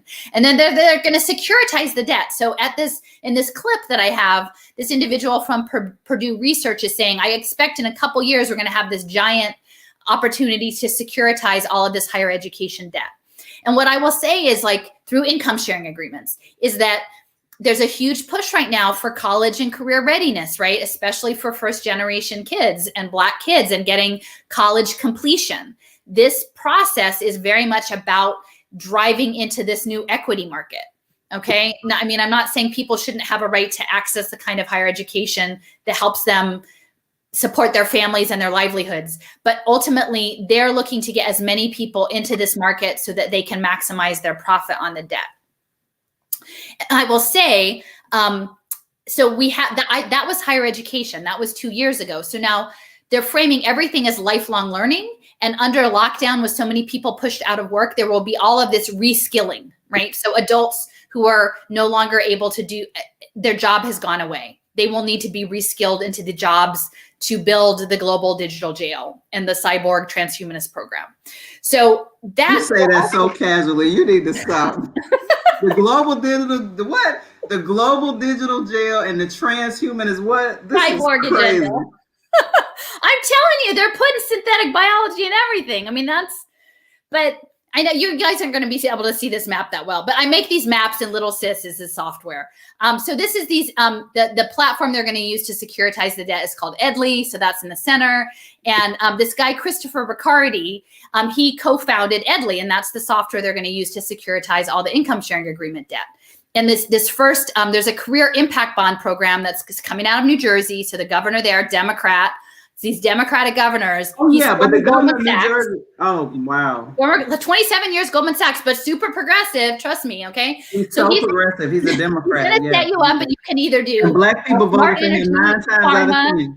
Or coding. So you can go to a coding boot camp, and you can sign up for an income sharing agreement. And my concern is that it will become a welfare to work obligation, right? That these people, if in order to get a public benefit, they will have to be in workforce training, but it won't just be provided, it will be contingent on them signing up to have their wages garnished.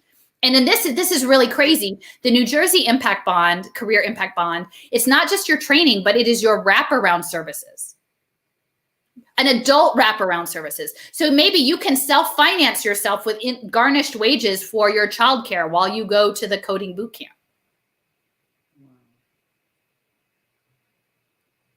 You know, I mean, and y'all know this. You know how this system of debt. I've been on welfare before, and I think, you know, people who watch me or know me know that I spent time, you know, in the public system, and anybody that thinks that people who get public assistance love that and we want to just live like that, these people make that system complex and hard on purpose because they want you to give up. And I also saw, like, from a conservative perspective, how it was designed to actually keep you there. If you made 1 penny over, they would kick you off, even though you still didn't make enough to survive. Yeah. The way that they designed the system it was almost like, well, shit, I might as well just stay here if I can't go out and work and do all of this, because as soon as I go get a job, I'm going to get kicked off. But then my job don't pay enough for me to pay the rent and pay for childcare. I knew too many Black women in that situation. I mean, it's that way. But even like this idea of scrip and the company store. I mean, this is the company store, you know, and then who is investing in you? Who owns that securitized debt? It's not just Goldman Sachs. It's the Vatican Bank. You know, it's SoftBank in Japan. It's Jack Ma. You know, whoever. Like, you know, you're no longer. Who is Jack Ma for people who may not know? He's the head of Alibaba in China. And Alibaba is the Amazon of China. Of China, yeah. And so I will say, like, in this framing, there's already a pilot in Connecticut, which I will point out because the new Secretary of Education, I think that was just announced, he's from Connecticut, and he came up, someone through the system, right, who would be the perfect person to advance these wraparound services, I think, based on what schools, right? Pardon me? The community school wraparound. The community schools and wraparound services, right? Because my understanding is he came from a low-income family, and he came up through, and now he's achieved, right? He's in his place, so he will be well positioned to advance such a program. But what it is that these wraparound services. So in Connecticut, there was actually a program for a pay for success deal. This was under the Obama administration because opioid and the heroin crisis is part of all of this too. It's also addiction is another impact market. These women were flagged for substance use and child protective service. And that was Yale created some sort of evidence-based solution. But the reality is the women in this program were predominantly single mothers making $10,000 a year in Connecticut.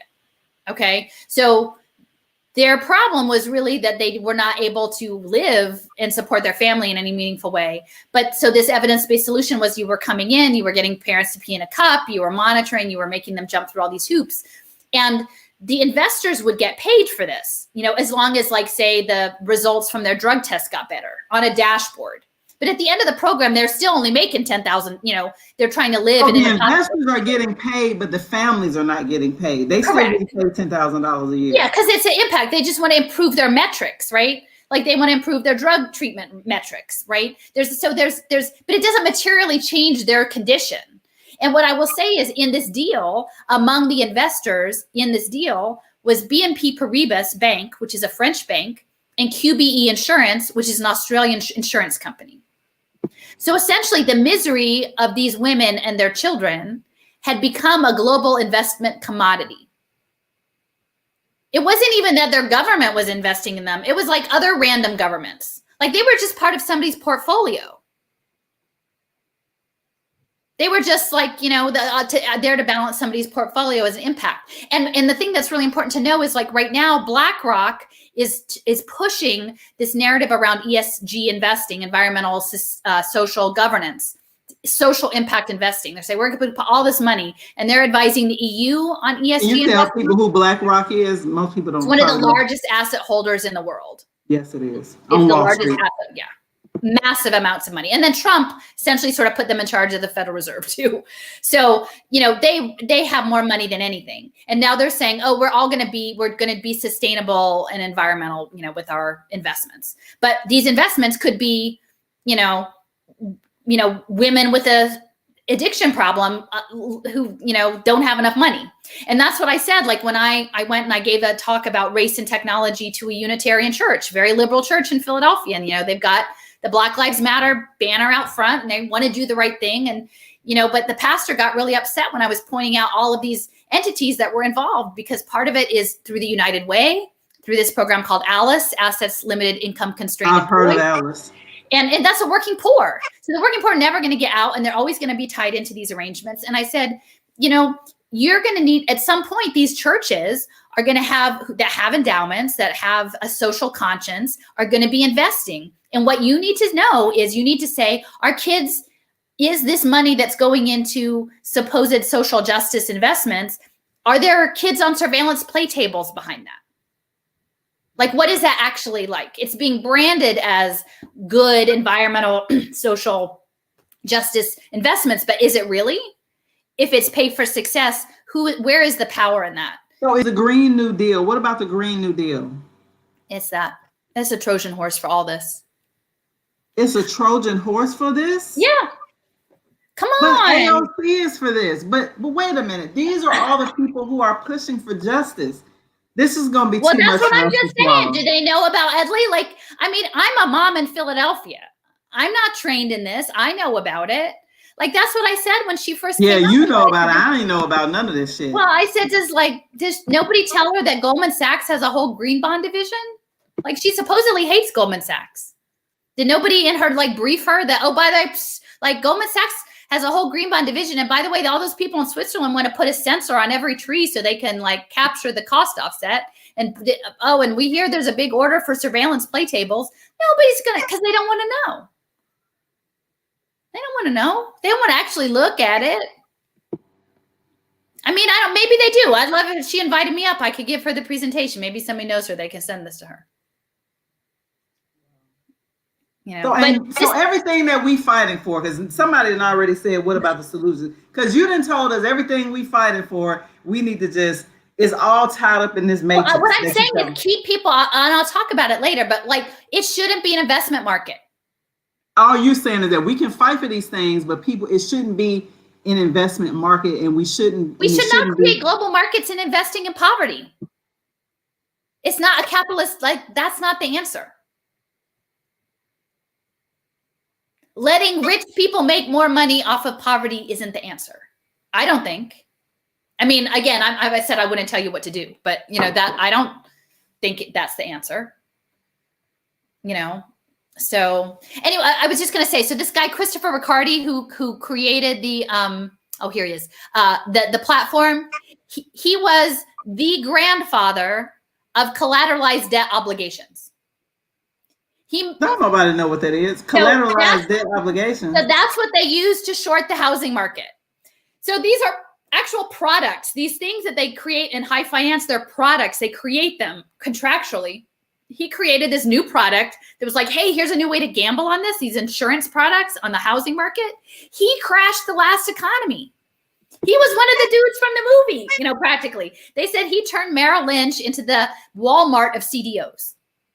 And what's a CDO, please? I think it's collateralized debt obligations. They said that is what he's known for. If you look him up, that's what it says. So the guy who set up the infrastructure to crash the last global housing market is now doing the same thing with reskilling poor people to build a digital jail. Tell me I'm the only person that didn't notice that. Regular people who are not like investors or money people, which is most of us, I would not have began to know where to find this stuff. Alison. It's Like just you said, in their LinkedIn, they brag about it. on their LinkedIn? Yeah, they don't expect anybody who'd be against it to look at their LinkedIn. Marinage, I love that, by the way. Yeah, so anyway, this is the structure. I am not making it up. I have mapped it. I make these giant maps. Most people only look over here, or they only look over here. Or they only look at, like you have a slice. Everybody, I went to Philadelphia has some great theater, a lot of small theater groups. And there was a small production called Ideation. And it was about it's a 1-act play with a bunch of people in a conference room. They were like McKinsey people. They get given a problem to how do you dispose of a whole bunch of bodies? And then they start figuring out, is this real? Are other people trying to also figure out this thing? And then they start thinking, what don't we know? We're given this small set of factors to make this decision, but we don't know the context. We don't know anything about the bigger picture. And that taught me a lot. Seeing that play, I'm because there's a lot of plausible deniability. I mean, and no offense, because I know we're all in it. I'm not pointing fingers, but I'm saying a lot of people only know a small slice, and there is no incentive, financial, social, in the United States, in a nation built on brutality, really, right? To know it. There isn't any incentive to actually really know it. And what I'm saying is that this moment that we're facing, all of the data that's being collected, it's not just about a global prison. Increasingly, it is potentially a global prison run by artificial intelligence. There it is. That's where the transhumanist stuff comes in, the Neuralink from Elon Musk. So we need to fight it, but it has to be fought. That's why in many respects, I think the emphasis on the partisanship, on the breaking down, on identity politics. And again, I'm not saying it from that there are very real things connected, but they want us to point fingers at one another and to not build a resistance against this machine. Yeah, because divide and conquer has worked for centuries. I mean, Fred Hampton was, he was. And I mean, I'm fine. I'm not putting myself up as someone who wants to lead this thing. But I'm not going to align with the structure of people who I believe are intentionally or unintentionally advancing this program. So I've been pretty isolated because like I said, I'm not a normal person, but I know this. And if I keep telling it, I'll find the right people. And maybe some of you guys are the right people. So let me just see what else I got here. Okay, so these are just, I have a lot of slides and I know we're going to want to have some more time, but this is this Pay for Success Panopticon. I know there's a lot of conversations around. Oh, somebody getting ready to call you a conspiracy theorist. You got 5G up there. No, it's so this is the Internet of Bodies. No, look up the World Economic Forum, the Internet of Bodies. Everything needs to run on real-time data. Actually, 6G is coming. I did not know about 6G. I know, I heard 6G is coming. My friend Joseph told me, and the digital twinning. But so this is, so these are different. So I will say, if you go back to the Zong, it's risk profiling. This is about, you even with the school shootings, you saw all the stuff about risk profiling kids. And I think, Black people know. Oh, they got that in Maryland. My organization, my husband, we're fighting that in Maryland because they want the threat score. What threat score are you for? Yes. What is your productivity, right? This is tied to Taylorism. Friedrich Taylor, who also did his experiments on manufacturing and efficiency in Philadelphia. That's why I have to tell this story. Are you compliant with your medical treatment? Diabetes, heart disease, obesity are all going to be tied into health impact markets. So are you compliant with your wearable technology? Are you doing your workforce career pathway? Are you improving your lot in that way? You can restrict your mobility. We can watch your social interactions. We can watch you in your house. We can watch your physical activity.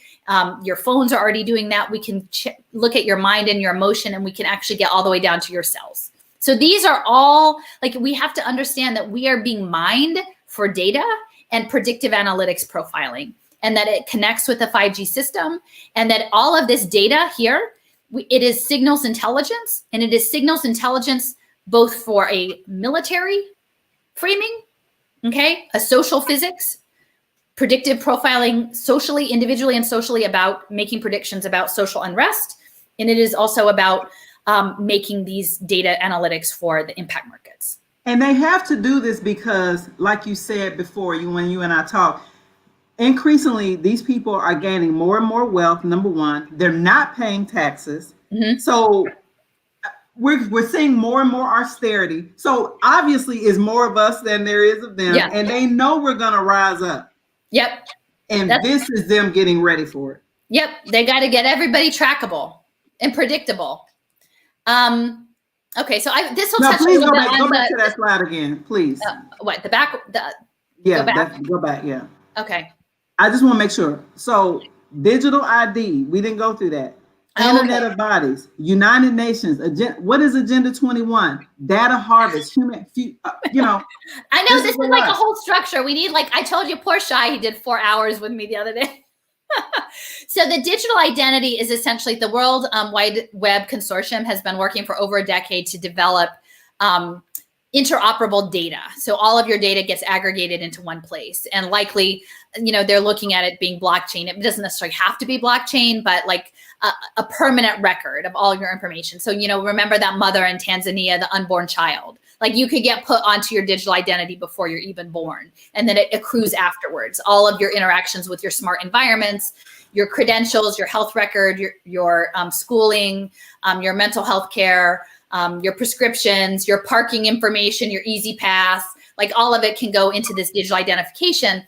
And I initially thought that the pilot would come through free college and the dual enrollment community college programs that are rolling out, because they're pushing blockchain transcripts. And I said, oh, they're doing that in Tulsa and Dallas. Like that's how it's going to start. It's going to start that if you want to do free college, then you're going to get this blockchain transcript, and that's going to be the first node. And then onto that, they can layer a digital wallet with all of these other, your food assistance, your housing voucher, once they get you on blockchain. But that certainly is only a small group, right? The people who would take advantage of early college, community college stuff. That's a very small percent of the population, relatively speaking. But if you have pandemic and you can use the threat of a national security state to essentially push everyone to get a digital identity, then that's a lot more people. And that helps you scale it a lot faster. Now, I will point out, and I don't have a slide of it here, but I collaborated with someone, and last summer, last year, she proposed a resolution that was passed in California and then at the national meeting of the NAACP that said that the NAACP membership would oppose any compulsory requirement to access a public benefit of creating a digital identity. So they said you should not have to have a blockchain identity to get food stamps, to access a community health center, to get subsidized pre-K. They should not make you do that. And what's happened, though, is that kind of went in a drawer. Like you can look at the 2019 resolutions for the NAACP. It's on page 62, and it's in there. And it was passed with overwhelming support. And we had no idea how important it was going to be. Wow. But nobody's really talking about that right now. Nobody. But it's out there. It's out there. That precedent is out there, and it's very educational. It's like a page and a half, and it really laid out the case of why predictive profiling and using this data would harm the Black community. In terms of collecting all this data. So that's digital ID. Internet of Bodies is essentially wearable technology and ingestible technology. Increasingly, they're going to put ingestible technology. Yeah. What? Like nano pills. I mean, they even have those now early, like you can do like gastrointestinal, like at little cameras and you swallow, but increasingly they're going to actually have nano robotics or also sensors that they can put under your skin. So they're framing DARPA, which is military, the sort of mad scientists of the US Army. They partnered with a company called Profusa, and they're doing biosensors that they're framing as pandemic preparedness.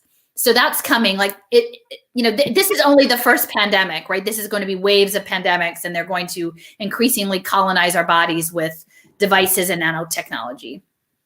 But it could also be pills, that you're swallowing pills. Even though those bikes, you guys have those crazy, like sponsored bike shares, like that's Internet of Things. Like they know who biked when, how far up, if they went uphill, if they took the easy route. That's all Internet of Bodies, all of it. Like it all is aggregating the data. And I just realized that like a year ago, because I wrote a story about sort of laying out what this would be like. And I said all the people had to get old bikes that didn't have sensors on them. because the Internet of Things spikes were tracking everybody around. So the United Nations and Agenda 21, again, those are the Sustainable Development Goals. There are 17. Most people, if you haven't looked at them, you would not know that only about 5 have anything to do with the environment. The vast majority, 2/3 of them, are about managing the global poor. And which is so a hell of a lot of people. It's a whole lot of people, but they're going to make money off that by making the impact market. And again, I talked a little bit about these predictive profiling in the futures, like that profiling. I mean, and that is something the Black community is very familiar with, is the profiling aspect. Okay, yeah, we're familiar with that. Yeah. So that's when but imagine being profiled by AI. And I was actually at a meeting in Philadelphia a couple years ago of the International Police Superintendents. Like our open data, like they're selling everybody on open government data portals is the most wonderful thing. But in our city, the people who lobbied for it worked for the police department. And then he spun off his own company that he used our city data to create predictive policing software. It was Acevea was the company and HunchLab was the software that he then sold back to the city. So like when people are like, this is so wonderful, open data. I'm like, yeah, but in Philadelphia, they made predictive policing software and sold it back to Philadelphia and East St. Louis and Chicago. All in Black cities.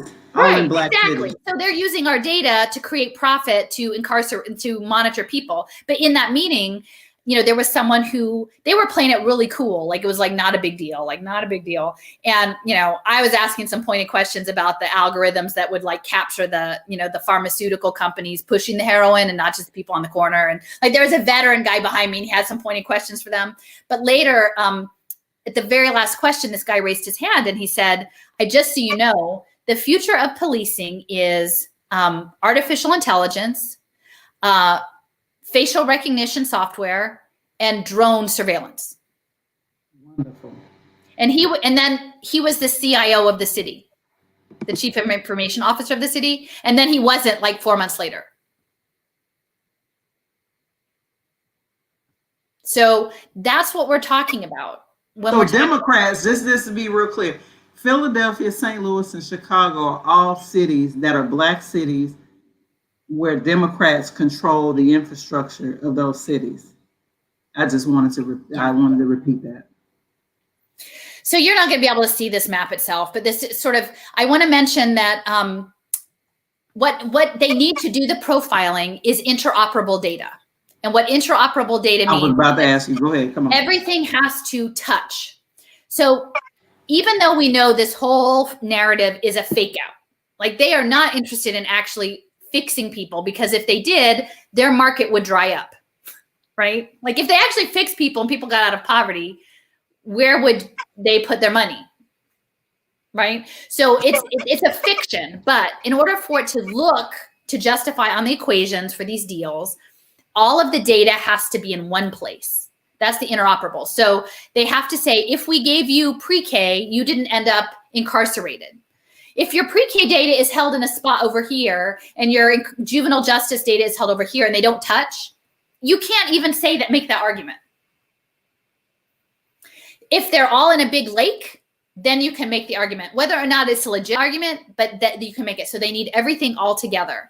And that's so, what they, remember I told you about my friend Marika in St. Paul? Mm-hmm. She's in the comments right now. That's what they did, and that's what they fought and won initially against, but you know that they're gonna come back around. But they want, that's what they were doing in St. Paul. They need all of it. They need the foster care data, they need the mental health data, they need the juvenile delinquency data, they need, and the model for that is Data Zone in San Jose. They were piloting that on Black and brown kids in San Jose. That was the model with Chan Zuckerberg money. So our tax dollars funded it through the NSF. And then Chan Zuckerberg said, that's a good idea.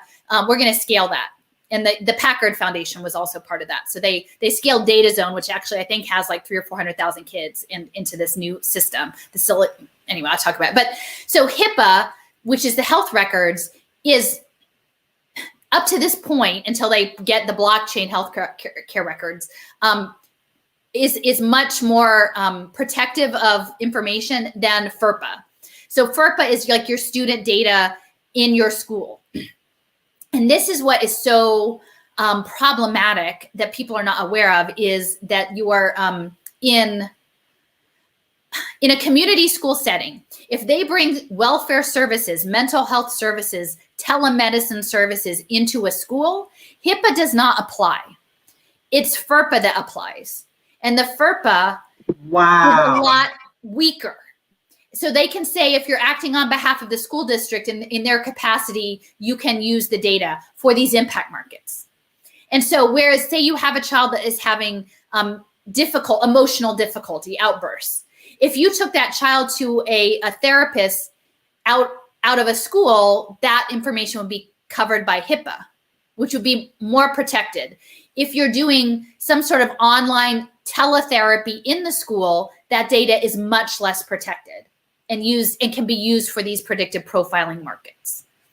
And they're actually even developing things like digital pharmaceuticals and prescription video games for ADHD and all of these services that will happen in the school, but that helps them make the data more interoperable. So that is essentially what this clip is talking about, the data sharing. And then with Harris, like, as we know, she has a problematic record, right, around the truancy and incarcerating families around that. So, my concern, again, with the framing of social workers, not police, is that I don't want police. That's my word. Counselors, not cops, baby. Right.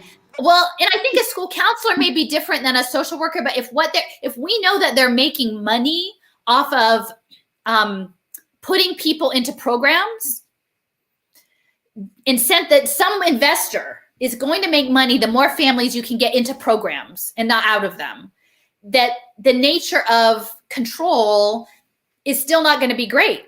If what you do is, if the social worker, who might be a lovely person, I'm saying most of these people are lovely, but they ultimately, their job is going to depend on doing what the state tells them.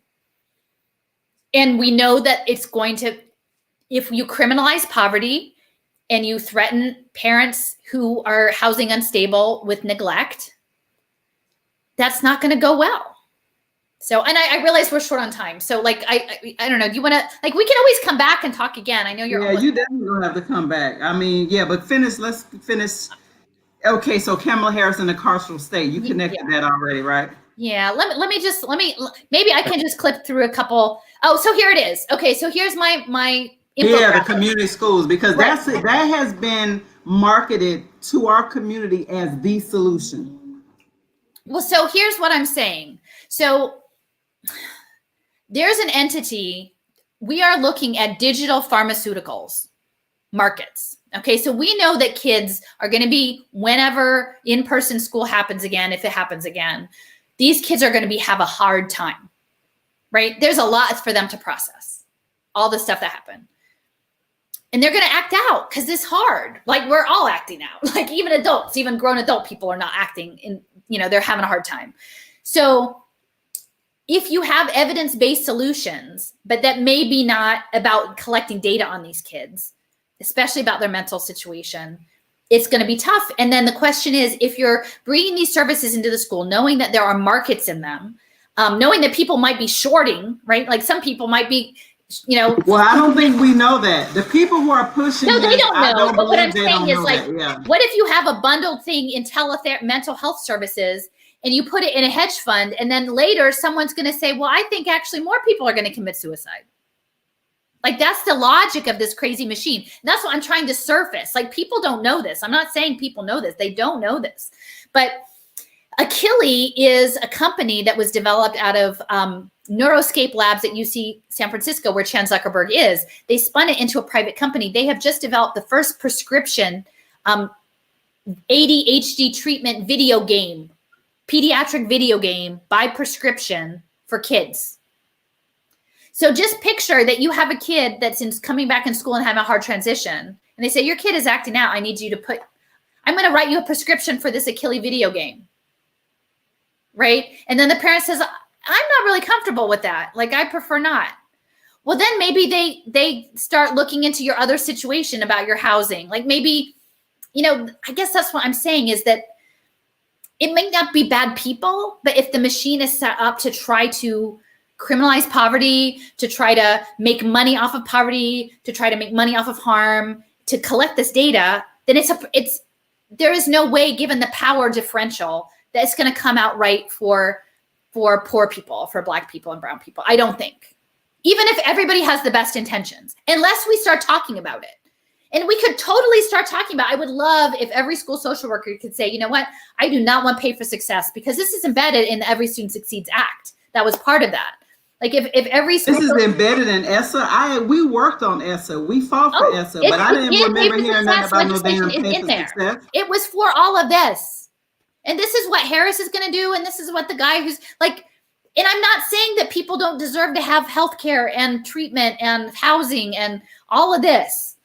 But if you like, remember Paul Tudor Jones in the Robin Hood outfit.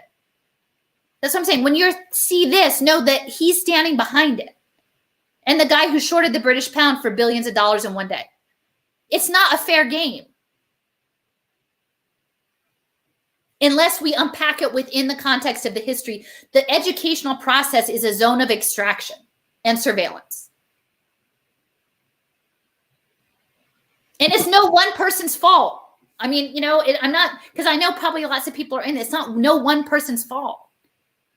But if we can't talk about it, what it actually is, what's going to happen to these kids and families? And there's going to be way more of them after the lockdown. I don't know. Maybe that's a good place to pause. I'm sorry I didn't get all of the ed tech. There's like way more of it. I don't know.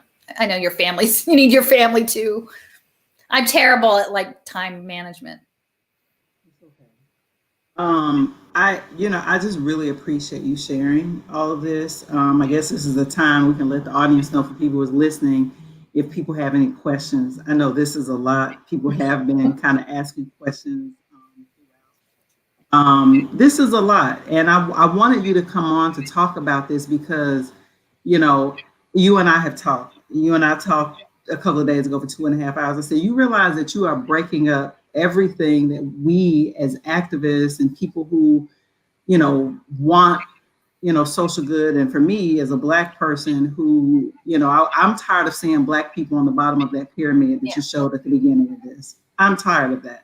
Yeah. And I feel like maybe this is a good time for us to talk about what are some solutions to this incredibly sophisticated maze. Yeah. Because I feel like that's what there's like choke points. Don't put kids on blockchain. Stop the interoperable data.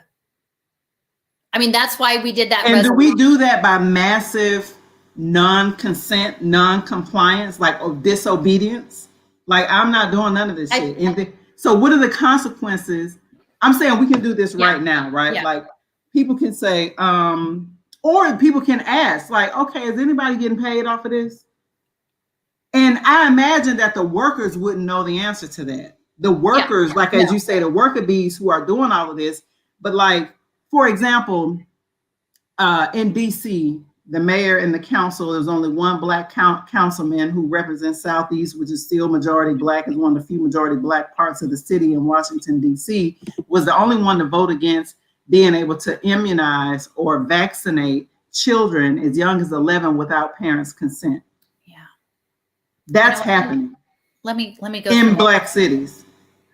Oh God, I didn't even get to any of this. Let me just skip through. I had a lot more stuff to go. Can I show you this real quick? Yeah. I think this is an important one to talk about. This is my model so this is now, it's a thought experiment. So this hasn't actually been implemented, but the state of Illinois, again, commodities futures trading is based in Chicago and Illinois.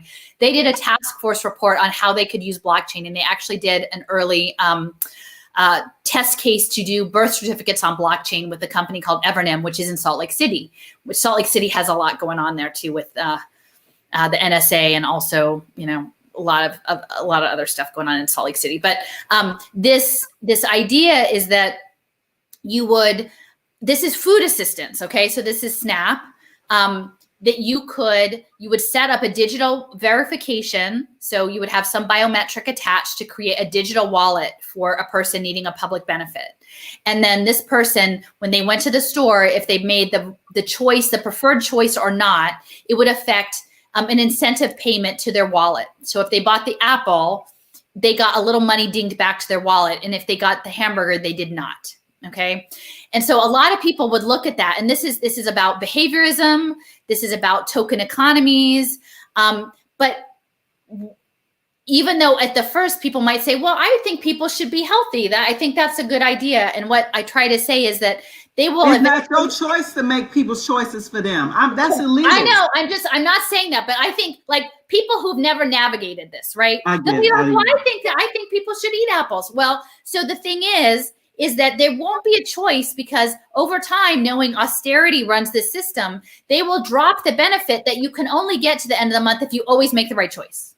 Suppose what they call the right choice. And who's making the right choice? Who's deciding? Well, that's Goldman Sachs. That's JP Morgan Chase. Someone else is deciding maybe that apple, in a few years is the apple with the vaccine in it, right? Because now they're growing vaccines in food and lettuce, right? Wait, they doing what now? They're growing vaccines in lettuce and tomatoes. Where? In Mexico and here. Yeah. In West Philadelphia, I think. The lettuce one. Okay. I know, but and they have nudge bands where they take your DNA. So what if this comes with a nudge band, a scannable? So you have to scan all your food and it has to match your DNA, right? And they say, oh, well, you're pre-diabetic and you can only have the vaccine salad. That's what I'm saying, because this is the cyborg transhumanist program right here. So, but if you haven't navigated the system, you might not realize that, oh yeah, the plan is the government essentially going to undercut the benefit that you can only make the right choice if you want to eat all month, right? But this right choice assumes you have a grocery store in your neighborhood that you can get to, right? That you're not working 3 jobs, that you have a functioning kitchen, that you're not. Are they going to criminalize people who grow their own food? Because that's a solution, is to grow your own food. Yeah. Well, it's independent. So, but what I'm saying is this is besides food, because this is about behavioral economics. This could be anything. Think about this apple hamburger thing for educational curriculum. Do you want the government education, like evidence-based government education? Well, do you want the Black Panther curriculum? You're going to have to pay a premium on that. I'm sorry. I'm just saying, right? And then they're going to say, oh, well, you need a healthcare treatment. Well, you could have the evidence-based one, or if you want some alternative treatment, that's going to cost. But so the solution is that people need to do for self. And I have to invoke Elijah Muhammad. I think I shared with you, my husband is FOI, and he, has been trained in the Nation of Islam. And I feel like I'm thinking about Amos Wilson, who was another scholar of mine, who always championed the fact that Elijah Muhammad was one of the greatest psychologists that Black people ever produced. And the reason why he said that is because he always preached do for self. Yeah. Stop depending on white people. Stop depending on the government. Do for self. But you have Black liberals and Black academics be like, well, we can't do for self. It's the government's responsibility. Well, if it's going to be this, because I'm one of those kind of people that's like, well, wait a minute now, we pay taxes. It is the government's responsibility. Yeah. But if it's going to be this, and arguably for Black people, we've never gotten. I know. It's always been a social. Yeah. It's always been some BS. But I just feel like massive, retreat. Like I don't know, go, I don't know, move to the South, get out of the cities where you boxed in, where you on top of each other and you can't grow a garden and you need and have your own something. I mean, they can't what about the Constitution? Not that the Constitution. Well, that's what I'm saying. Think about the 9 people in slavery at Washington's house. It was always a broken compact. That's what I'm saying. To me, the most amazing thing would be somehow if we had a do-over because it was never right. But we've got to keep people off blockchain, and that's what's coming.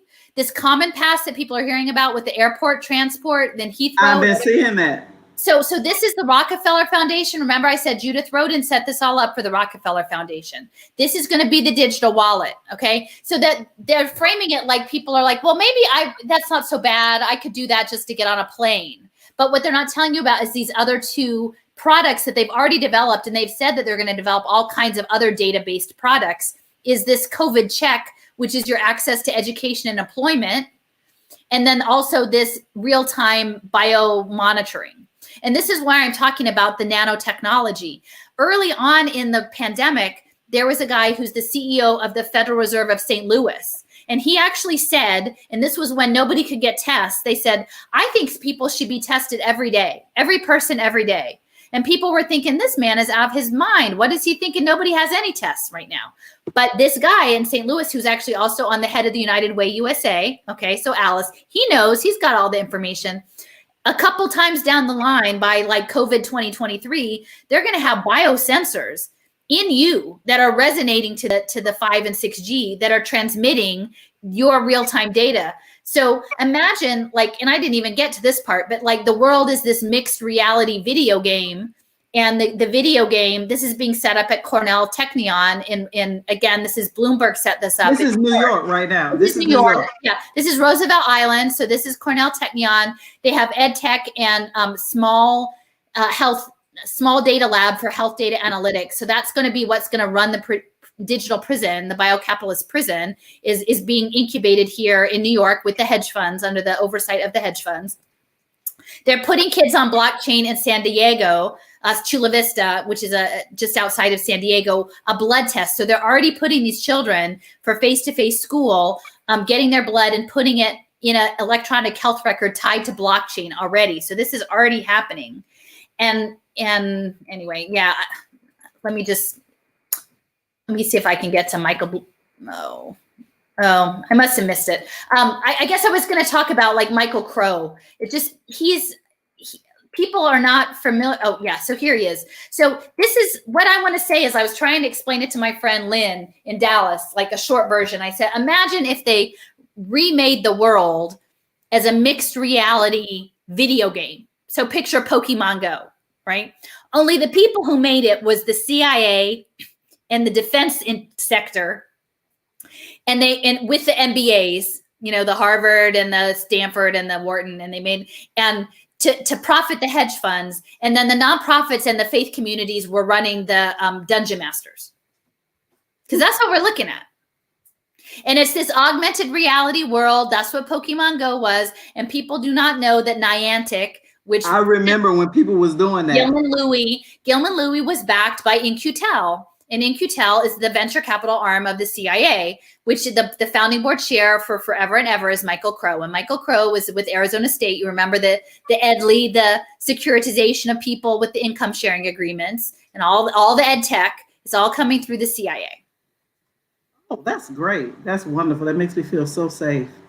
Well, I mean, people got to know though, like, how are you going to, like, I feel like the education process, but it's so much unlearning, right? I mean, and even y'all, you know, not, like you had a My daughter's never going back to school.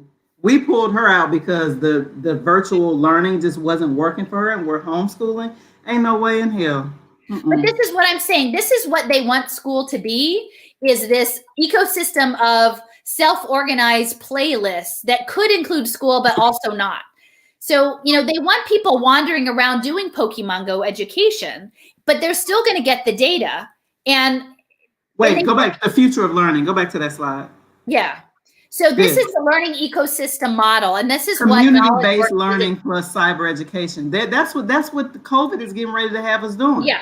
And I was looking at this 4 years ago. I mean, this is from 2013, and my husband said that's never going to happen. Your husband said it's never going to happen. Yeah. And I said, well, I don't know. It looks like it's happening. But what I'm saying is, if the thing you're navigating is a CIA video game, how's that look for Black and brown folks?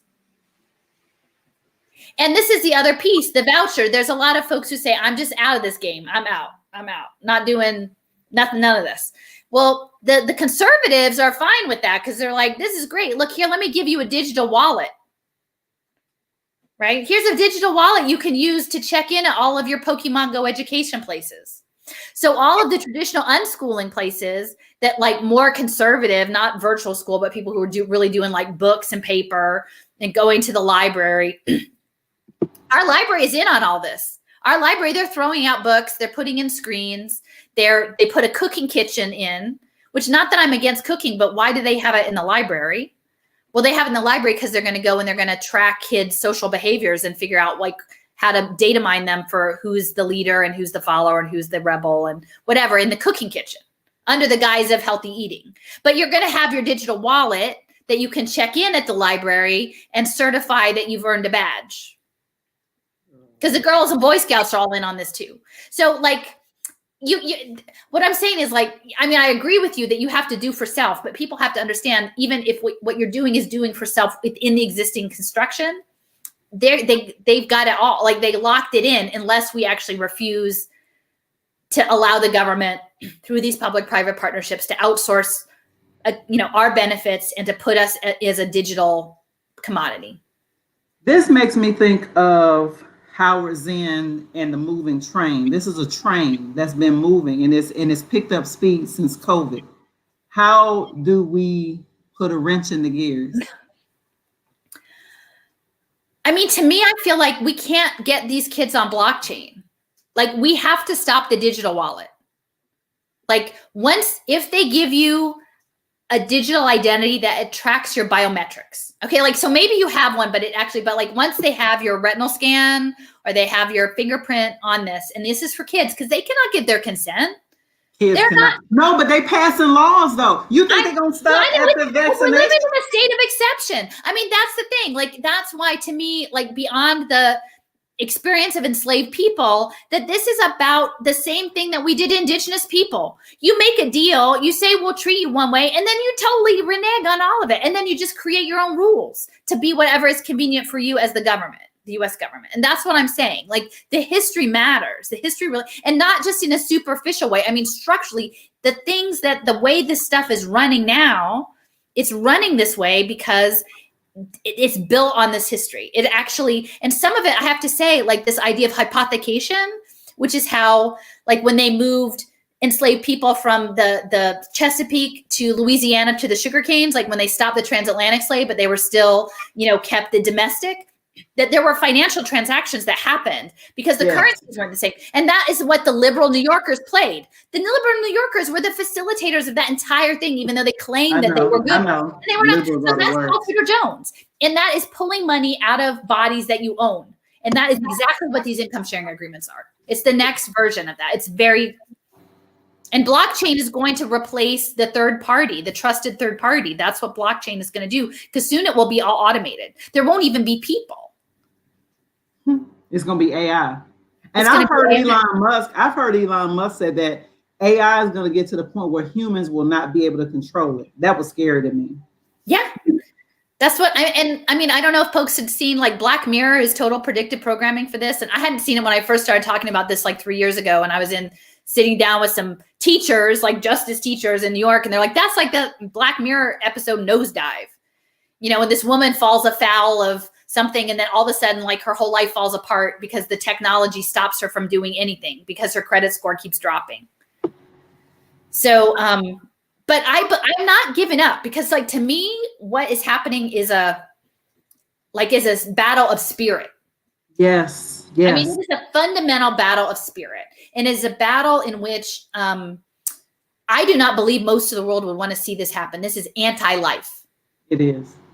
And I believe, this is going to sound goofy, but, like, there are in the world of physics and string theory and quantum computing, that these people that run the military, they have access to these things. And I do believe that, like, from a space of faith and spirit, that there is stuff happening that we are not aware of, that if you put your good intentions out and you do right, that it matters. Even if the odds are incredible, that it is, like, this is our time. If we can see this, it is our time. And, like, I mean, to me, again, the most beautiful thing would be if we could address the doctrine of discovery, right? If we could, to surface that. Can you remind people what the doctrine of discovery is? Is when the papal bull that said we could take any non-Christians, we could take their bodies, their families, their lands under that enabled that mass theft of life. That's been riding through all of this for so many centuries. And that that white folks could back you up. That we could try to make it right. Not that any of it's easy. I'm not trying to say it's simple or easy or anything, but that we have the right to try to make it right for all the kids. So anyway. Right. No, this has been great. The comments have been very engaging. There is a comment from Maria. She said, I wonder if that company is working with the Vatican in regards to the birth certificates. So the Vatican is a key player. I mean, imagine, so all of the people who are holding vast pots of capital, your pension funds, everything, it's the Vatican Bank is a major player. So the Vatican Bank has had 3 impact investing conferences. There was one in 2014, 2016, and 2018, and they were in cooperation with the Mendoza Business School at Notre Dame. Okay, so it is very connected. In fact, many of these impact deals are coming through the Jesuit universities. So Georgetown was a major player, like very close with the Obama administration. The social impact bond deals out of Santa Clara were coming out of Santa Clara University, which I think Newsom is a graduate of Santa Clara University, Gonzaga and Spokane. A lot of and actually in Philadelphia, the pay for success deals in housing are coming through Project Home, which is a Catholic housing service. And the head of the Philadelphia Federal Reserve is on the board of the Catholic Relief Services. Oh, isn't that wonderful? Yeah. So, I mean, it is connected. So Pierre Omidyar of eBay, because a lot of this is also tied in with home visits. It's not just school. They want in people's homes. They want to they're actually going to weaponize all of social determinants of health and like health disparities for Black women giving birth. Like all the stuff that is true will be weaponized in ways they want to get in your home. But Pierre Omidyar is part of that. And he's based, in the Bay Area. So he was a key sponsor of the Vatican Impact Conference. And they're doing good ID. They want a universal good ID and a lot of ed tech. So, these people, I mean, the Pope has said he wants to solve poverty with AI, right? And he's very tight with Microsoft. So, I mean, my thing is like for every entity, right? Like there's the Vatican Bank and then there's the Plowshares movement. Like there's the Berrigans, there's Liberation Theology. There's no box, like whatever identity politics box people might want to be put in. There's no box that is full of all the good people and other boxes full of all the bad people.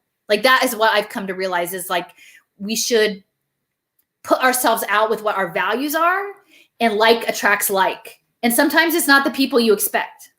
In fact, for me on this journey, and I will admit I'm late to the game. I'm catching up. Like I'm not by any means saying I'm the best at this. I'm trying, but the people who taught me and who I thought would be with me in this haven't been there, actually have rejected me. And people who were very unexpected, a lot of people of faith, people who might identify as conservative, even when I tell them this is racial capitalism, they are. So I'm saying like the people to face this, you almost have to be willing to deconstruct yourself. Wow. You've already had me on that journey, because when you told me about reparations, well, if you want reparations, it's going to be connected to blockchain. I said, excuse me. Well, they're not saying it yet, but how could I know they ain't saying it, but I'm saying like, damn, we can't even get reparations, Medicare for all. And so now it's like for people who are advocating for those things, we also have to be like, but it can't be on blockchain. Yeah, but y'all can't do this. Exactly. It can't be an impact market. It can't be wearable technology. Yeah. It can't be wearable technology. Yeah. Y'all can't force us to take a pill that you're going to, you're not putting our babies on surveillance Playtables. Because they're doing that in North Tulsa right now. 100th anniversary of the race massacre, and Michael Bloomberg and George Kaiser, and they've got Head Start kids on surveillance Playtables in North Tulsa. This stuff is symbolic. Like it matters. The choices that they're making, that they would pilot UBI in Jackson, Kellogg would pilot UBI in Jackson, matters. That South Carolina is the home visit pilot for the home visits for women on Medicaid. That matters. That it was Harlem Children's Zone, right? Like that matters. You really effed me up with the Harlem Children's Zone. Like I had already heard like from people who are like, I guess what you call on the political left, people are clear about the vouchers. People are clear about charter schools, but people don't seem to be or weren't as clear as you explained about FERPA and how if you bring all these services in a community school, and that's how you solve, these issues so that we're not defunding public education and privatized education. What you're saying is everything is about to be privatized. Yeah, everything. And it's about the data. So I will say, like someone shared an article with me last week that was about a food pantry in a high school in Houston, I think.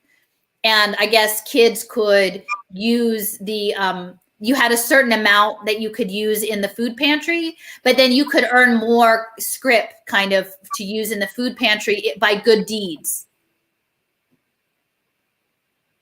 Right? And so we're already conditioning kids in the school setting that if your family wants to eat these, you know, positive behavioral PBIS tokens, well, you better be on your best behavior. But to what end, right? Social emotional learning. Right. So they weaponize social emotional learning too? Oh, yeah. I got the equation. I didn't get to that one. Let me see. You got the equation? I got the equation. I got you. Let me tell you, I got a lot of stuff. Sorry, here's the equation. It's quality. It's from Teachers College, Columbia. Here, look at this. Look at this craziness. Nubian VR. They're going to capture everybody's senses. Is that symbolic or what? That's a Black girl. Yeah, it's in Africa. It's UNICEF. They're crossing out their eyes. Look at that. That's like Freemasonry, I have to say. Like some of that stuff is really bad. I mean, it's all really bad. This is all the data capture they're going to get off the virtual reality. People don't know this. They're selling Google Cardboard as like these wonders. Look, you can go take a field trip to the Amazon. Nope. They want your heart rate. They want your motion sensors. They want your task completion, your eye focus. They want to know all of it. This is the equation. This is for social emotional learning. Yeah, that's what they look like. So it's the intervention. I think what they say is you get 11%. The economic value of social emotional learning. Funded by the Novo Foundation. The Novo Foundation is Peter Buffett, Warren Buffett's son. Yeah, Warren Buffett's kids. Novo Foundation funded this. Yeah.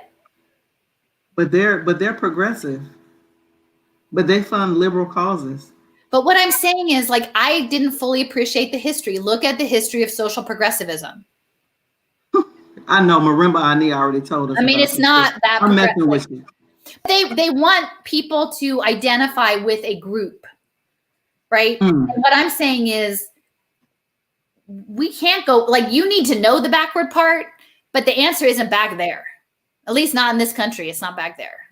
I mean, not as a community. I mean, I'm not saying not to call on your history of struggle or elders or like, I mean, yeah, but like the answer to like go back to hearken to some better progressive age, it wasn't that. Cost of interventions, benefits during intervention, benefits youth. I'm not a math person. Is this calculus? What is this? Yeah, I mean, this is how they just, so this is, okay, so I will say that the photo at the very beginning. For whoever's watching, if you're a mathematician, math person, please tell us what kind of math this is. Go ahead. So can I tell you about the social, I think I told you already on the phone maybe, but so I went to the Dirksen Senate building, that event that I was at, and that photo of me standing, I got the very first question because I'm pretty good at this. So I said, listen, I'm pretty concerned about these social impact bonds tied to social emotional learning. I hear that you guys are talking about these. And you know, the kindergarten, the special education ones, the kids in pre-K are tracked for a couple years, right? But then they go to kindergarten and it's either they got special education or they didn't. And then they stop being tracked, right? They get off being tracked because that's the cutoff is did they need special education in kindergarten enrollment? What happens if you use social emotional learning in a middle school population? And the cost offsets to that are addiction or incarceration. Okay, so you've screened a bunch of middle schoolers that you think would be a benefit to this, you benefit from this social emotional curriculum, and it's tied to a social impact deal, but the cost offset is addiction and incarceration. So when do they stop being watched? That's what I asked them. I said, I mean, do you stop when they're like 25, 50, 70? Like, when do these kids not have to be monitored for? And like, how would you even do that? Except now now I know you put it on blockchain, right? As soon as you have blockchain, they scan you in if you're 65 and they'll say, oh, here's your permanent record. We saw when you were, 12, you got a social emotional thing. Some company gets a payment. Or doesn't get a payment. But like, I asked them this question to the panel. These are all Obama people who set this up. This was the guy who set up the Pay for Success Finance in South Carolina. I said, tell me, like, that doesn't seem fair. Maybe this kid would never have even done anything. And again, that's presuming that it's fully an individual choice that you end up in that circumstance, right? Which we know it's not. It's often a structural choice. And they didn't really have a good answer for me. But after the whole Q&A session was done, I had 3 consultants run up to me with cards saying that they could come up with an equation. They didn't understand that I was saying that was reprehensible. And that's what I'm saying. Like, the education system right now is training people up to think that's okay. And, I thought I was being a good parent and try to get my kid in the right school and do all the things and be the achievements and da, da, da, da, da, da, da. And at the end, I realized this is what we're doing. This is what we're doing. And so if what success means is that your kid is the overlord, how freaking success? That's not success. That's a horror show. Because that'll kill your soul. Yeah. Marika says, say more about the Harlem Children's Zone and the data collection. I guess you wanted to connect what you meant by the Harlem Children's Zone and the connection to all this said. Yeah. Well, I have a series that's like that I wrote about the Harlem Children's Zone and the ties to Goldman Sachs. And like, it's really instructive. I have the link to that book of all the equations. Lord have mercy. Because really what they needed was a test bed to get all of the data analytics together. Because again, it's about running the game.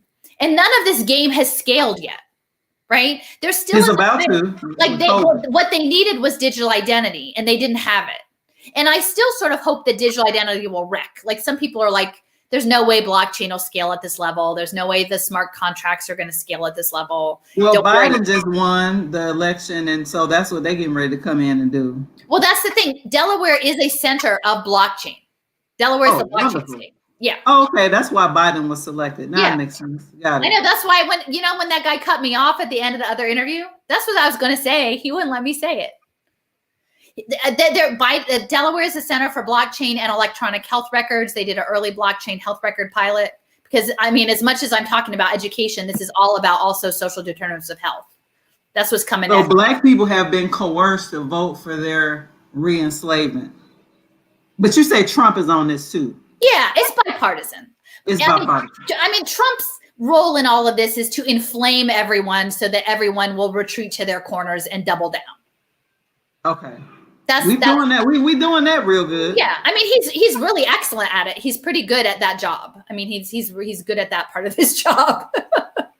in the larger Davos crazy billionaire plan, that's his job, and he's doing it. But Biden has been marketed because the marketing from the media is that Black women save the country, Black people save democracy. Yeah. And I kept wondering why they kept talking about us. Like, why are we being made the heroes? But that's the thing. People deserve to have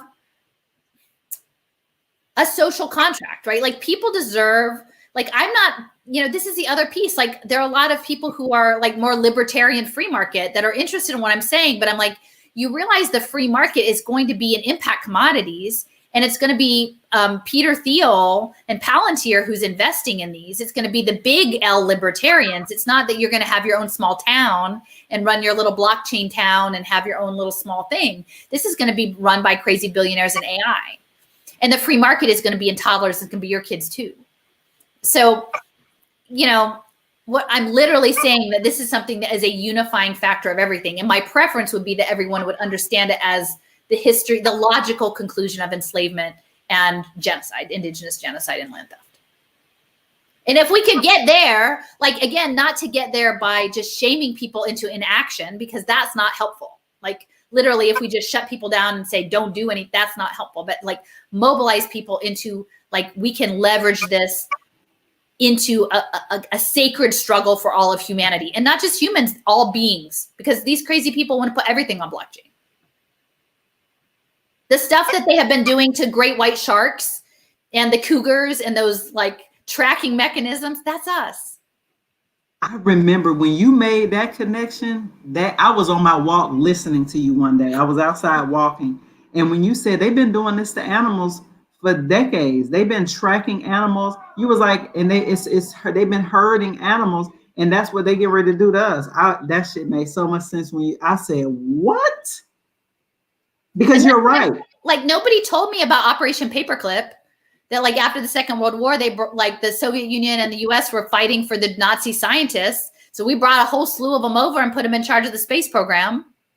Oh, that's wonderful. Like if the global digital jail is run by satellites and 5G from space. It is, because you know Elon Musk is getting a lot of money from NASA. Not just Elon Musk, but I don't know if because you know a lot about the financial markets. As I think I told you, I've been studying the financial markets to figure out how to make some money, but this is terrible. One of the things that I found out is that Virgin Galactic is also in space. Oh, and yeah. He's somebody from, what's the man name that owned that? I can't remember his name. It's another white man. But you were saying that if you can control people from space or something like that. Yeah. I mean, it's like it's impossible.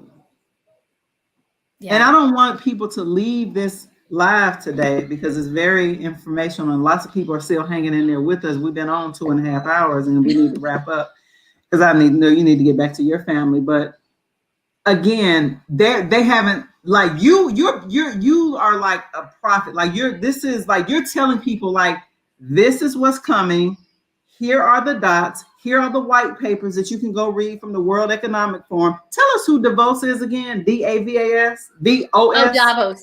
So the World Economic Forum that is really behind all this is the most powerful interest. They gather every year in Davos, Switzerland. And so Davos is kind of like my short version for these elite entities. But again, Switzerland is the head of, like, it's the center of banking, secret banking. It's the center of CERN. It's the center of the United Nations, like Geneva. It's, the World Economic Forum. The blockchain crypto valley is in Switzerland too. So there's a lot going on in Switzerland that like is not just chocolate bars. It's a lot. And I mean, I'm not even getting into the deep state stuff. This is all just the surface stuff. Oh, this is all just the surface?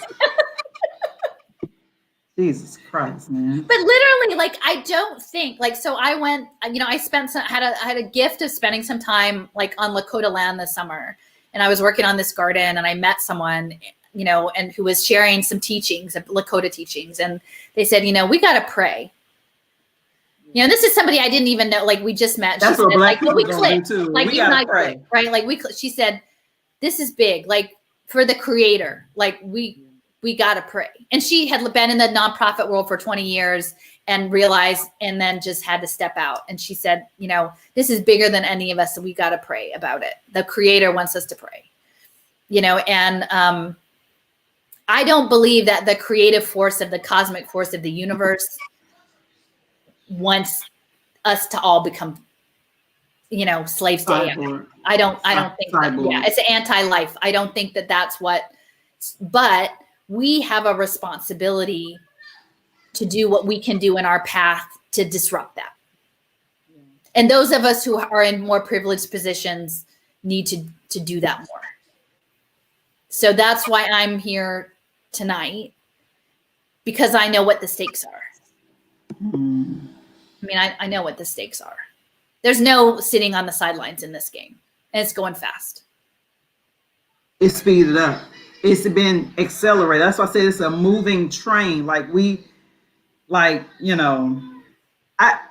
just want to say this because I know, as Black people, as African Americans, and as you mentioned, indigenous people as well, like we have a history of survival and thriving, and we have always come up with creative ways in what have seemed to be insurmountable circumstances. Yeah.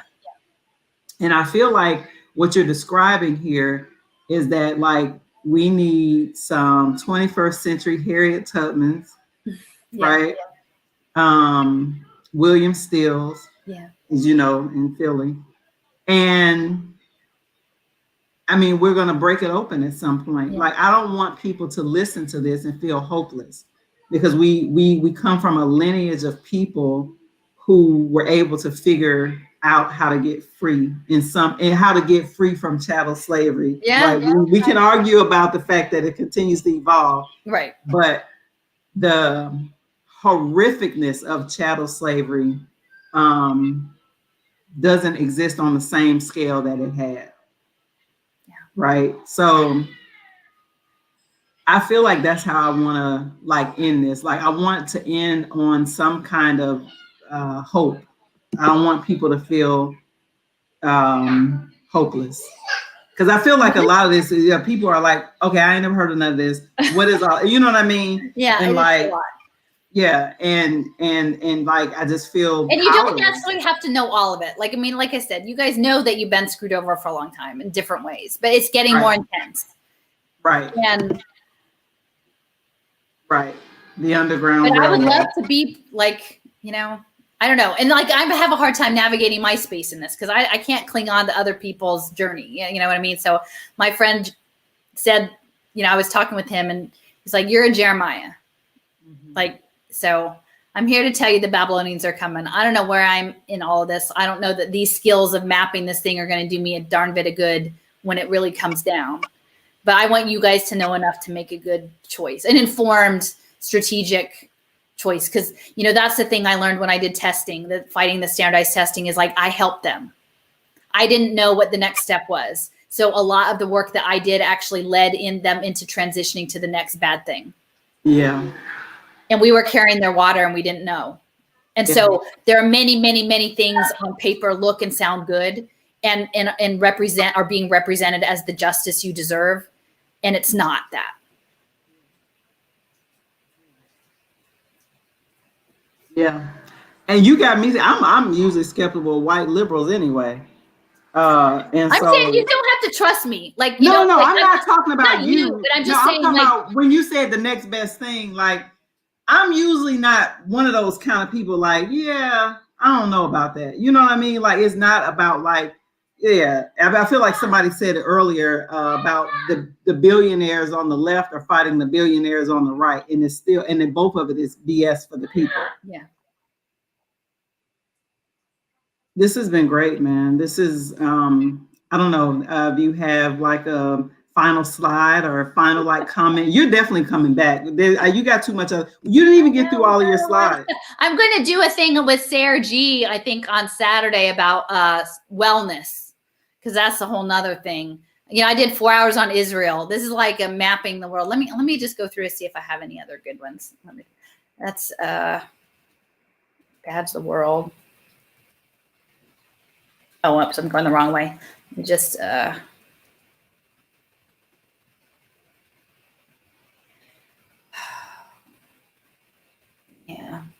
I'll just leave on people analytics. This is my town, right? This is Wharton. They're going to use a tablet to track this little kid's face and to capture their emotions for their people analytics. Like that's, and we're better than that. We got to try to be better. Like I gotta say no on that. And I'm grateful. I'm really grateful to have all of your time. And I would love to learn from you. Like there's so much of the history I don't know. But I think we could build something. Like I don't know. I have gratitude. Like I said, I have gratitude that this work is on our hearts. And it matters. Our choices matter. Like in this moment, our choices seriously matter in a way that we could never have imagined. Even, this time last year, we would not imagine we would be in this position. Yeah, basically, we don't need to agree to nothing. We need to just have complete disobedience to whatever's coming down the pipe, I feel like, and I also listen to other like spiritual teachers. I think I introduced you to one of them. I sent you his video. He's in the UK, Infinite Waters, Ralph Smart. I don't know if people listen to him, but he has about 1.8 million followers on YouTube. And he comes off as weird and quirky and stuff. But one of the things that he said that really stuck with me is that people have to refuse to consent, and that, it's our right to he actually said that and I'm not saying this to scare people, but he predicted, and I think I might have shared to you, he is a light worker. That's what you call it. He's a light worker. And he predicted in 2019 in one of his December videos that in 2020 that the shutdowns and things like that was going. He didn't predict COVID. He didn't use that language. He just said that the way that the world is now, he said that, right? And then for 2021, one of his predictions is he is saying that we need to grow our own food and learn how to live off of 1 meal a day. Now, 1 meal a day also goes back to Elijah Muhammad. He wrote an entire book about that. Wow. And I made the connections. Yeah. And he said we need to learn because there is going to be, and this is going to get conspiracy theory to people because you can't quantify, you can't prove it until it happened, is that there will be a manufactured food crisis. And food has been used, has been weaponized in the past. We know that. But one of the things that made me think about that, because he said the manufactured food crisis before I found out there was 250 million farm workers on a work strike in India. Yeah. I mean, that's going to affect the global food markets. Yeah. I made that connection on my own. Right. And then Ralph said that before they went on strike. I don't think he knew like, oh, India's going to set it off. Yeah. And I don't know, maybe it's not going to set it off, but he hasn't been wrong. I've been listening to him for several years. He has had his page for a while, and you have to be one of those kind of people that are this open-minded enough to receive the information. You can clearly dismiss him, say he's quirky, but Ralph has been on the money, unfortunately. Yeah. And so I feel like, and for me, like, me and my family, my husband and I have been talking, I'm taking that information. When all this shit popped off, I was just like, I forgot he said that this was going to happen. Like, I was like, okay, now I need to like get out of this big city area, DC. I need to find somewhere where we have some land. We need to grow our own food. We need to learn how to live off 1 meal a day. Like all of these things, right? I saw Marinage, a couple people, or at least talking about Maroonage, Marinage, Maroonage, Maroon societies, yeah. Yeah, I mean it feels like that's it. That's it. Yeah. So, can you tell people where they can find you? I see people in the comments are like, sure. Wrench in the Gears. I should have picked a better one to just like wrench like the tool and in the gears.com. And then I do have a YouTube channel. It's not like fancy or anything because it usually just was videos that I put on my blogs. But I've had a lot of interviews like this, and so if it goes on YouTube, I have a queue, and that's just Alison McDowell YouTube. It's not fancy. I've realized in all of this is that I don't make money at this. It's not my job. I'm not looking to write a book or anything. And then so that's important because one of my friends was like, "Who funds her?" I don't take any money. Actually, I will say, and if you could put in the link, is that so the person that I connected with who was in South Dakota, who's Lakota, like she had left and was like growing a garden and having chickens. So I did a webinar once, and I said I don't want money, but if people like, I'll split it and give it my money to her. So she has a Venmo, so maybe if anybody is in a position of feeling like a holiday cheer, supporting an indigenous woman on the land, like that's how I try to direct things. But I'm just doing this because this work has been put on my heart, and I have to say I've been blessed finding amazing people. Like that is the blessing, is the people. Even if we have to be digital, there've been beautiful people that I've found through this. So that's been a gift. That is a gift. What's her Venmo? I have to double check. Yeah, I don't want to give the wrong thing. It's fine. Yeah. I think it's at Chaz_Jewett1, but I'll have to double check. Okay, it's no problem. We can certainly put that in later, and I can put it in the description of the video because I'm sure this video will get shared tons of times. I'm shocked. This is Christmas Eve, and we had 40 to 50 people staying with us and rocking with us almost the whole time. Oh. And the comments have never stopped. I mean, this is our job. This is the task at hand, right? It's a task of the world, of the sacred and the profane. That's profane. Yeah. And you're right. There is a higher power. My husband reminds me of that all the time. These people are not omnipotent. These white people and these damn oligarchs and stuff and all this shit they're creating, they're not omnipotent. No. You know, they're not all powerful. There is a higher power. And I think that African indigenous wisdom, we know that. Yeah. One of the things I have to point this out, a friend of mine who is a professor down at Clark Atlanta University, he shared this meme from 2019. It was like, oh, that aids well, where they had this map of the world of the countries who could most handle a pandemic or endemic, right?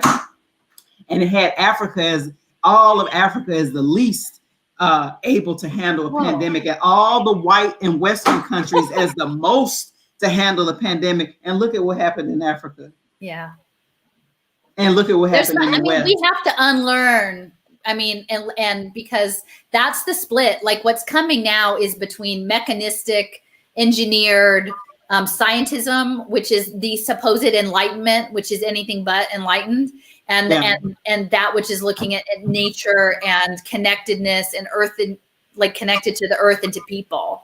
And that's, you know, it's not this partisan stuff they're cooking up. It's going to be ultimately which path. Is it the cyborgs, or is it you know, being transhumanist nightmare? When you come back, we got to talk more about the actual transhumanist part, like that. I feel like that's going to create a lot of interest with people. Like when you come back, we want to like really dig into that. There's just so much to cover, and I just want to appreciate you. I just appreciate the fact that you're in a position where you can do all of this independent research. You have the time, and you've dedicated your life to like spreading this information and partnering with people who are open-minded enough to listen and to get this out to their communities. Yeah. Right. I've been waiting to have, I mean, mostly I'm like, you know, I'll tell other white people not to put people on block. You know, I haven't had the opportunity till now to really speak to directly to communities, but people need the information. Yeah. Because right now people believe that blockchain is actually the freedom. That's the liberation. Okay, so I just want to clarify, because I think that came up and I forgot to mention it. It did come up, yes.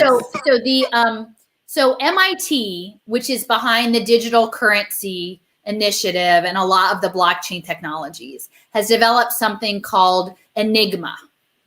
And it's on blockchain, and it allows them to query, to make us a search, to query and do data analytics on encrypted data.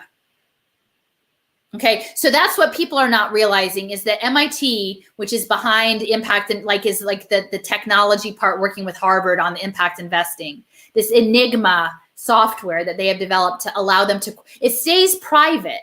So you can continue to be private, but what it means is the world still has to shift to data-driven services.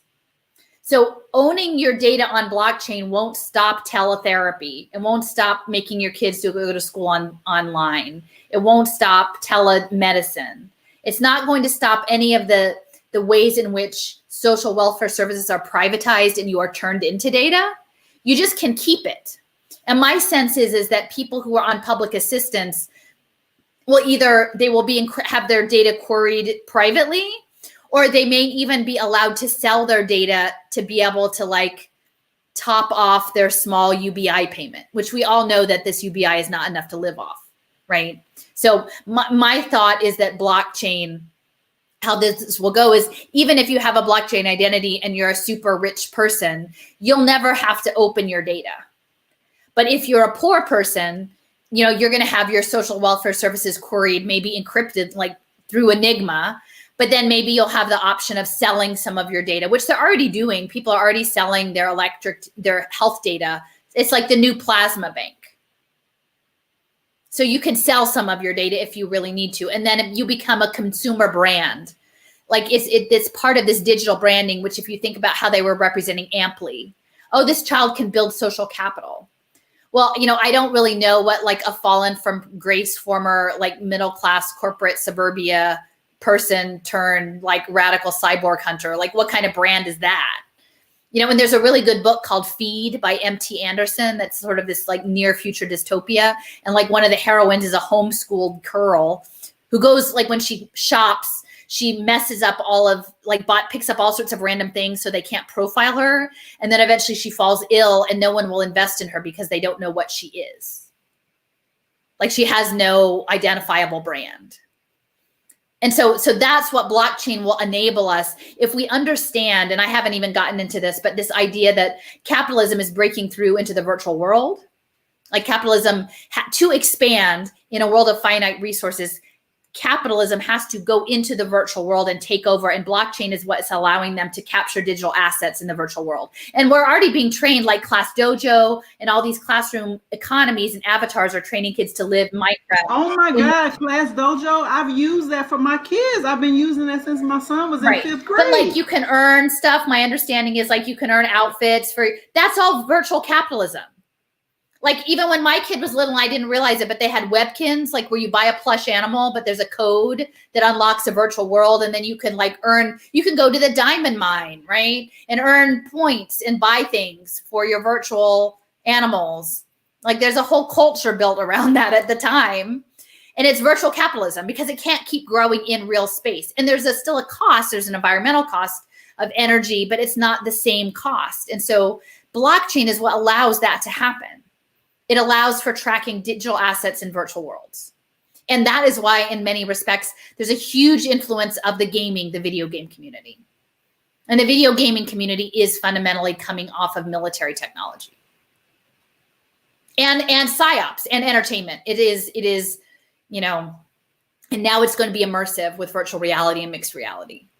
So, like, what is real? And then imagine if they're commodifying you as data, that you can almost have split personalities in virtual worlds, right? Like, who are you on your social electronic presence at work versus who are you on different social media platforms? And some people represent themselves very differently in those spaces, and they could all be mined as commodities. Digital twinning, that's what the digital twins are for. That's another digital twinning, yeah. All right. This is a lot. Yeah, you have to come back and, like, dig into that. Somebody pointed out that Andrew Yang has said that people should own and control their own data, and he's filing a run for mayor of New York. So, yeah, wow. Okay. Well, thank you all. Yeah, thank you so much, Alison. Just like I said, you like a walking encyclopedia, like just reading all these World Economic Forum white papers and going to all these conferences when we were still going to conferences in person and learning about all this stuff so that we can get this out to our communities. Thank you so much. This is the longest episode that I've done. It's probably the most important episode that I've done as well. Thank you. And we will have you back in 2021 for sure to continue to talk about this, because I'm sure this stuff is continuously ever evolving. Yeah. All right. Thank you, Alison. Merry Christmas, everybody, to all who celebrate, and Happy New Year, Happy Holidays, Happy Kwanzaa. Take care, everybody. Bye. Goodbye. Bye-bye.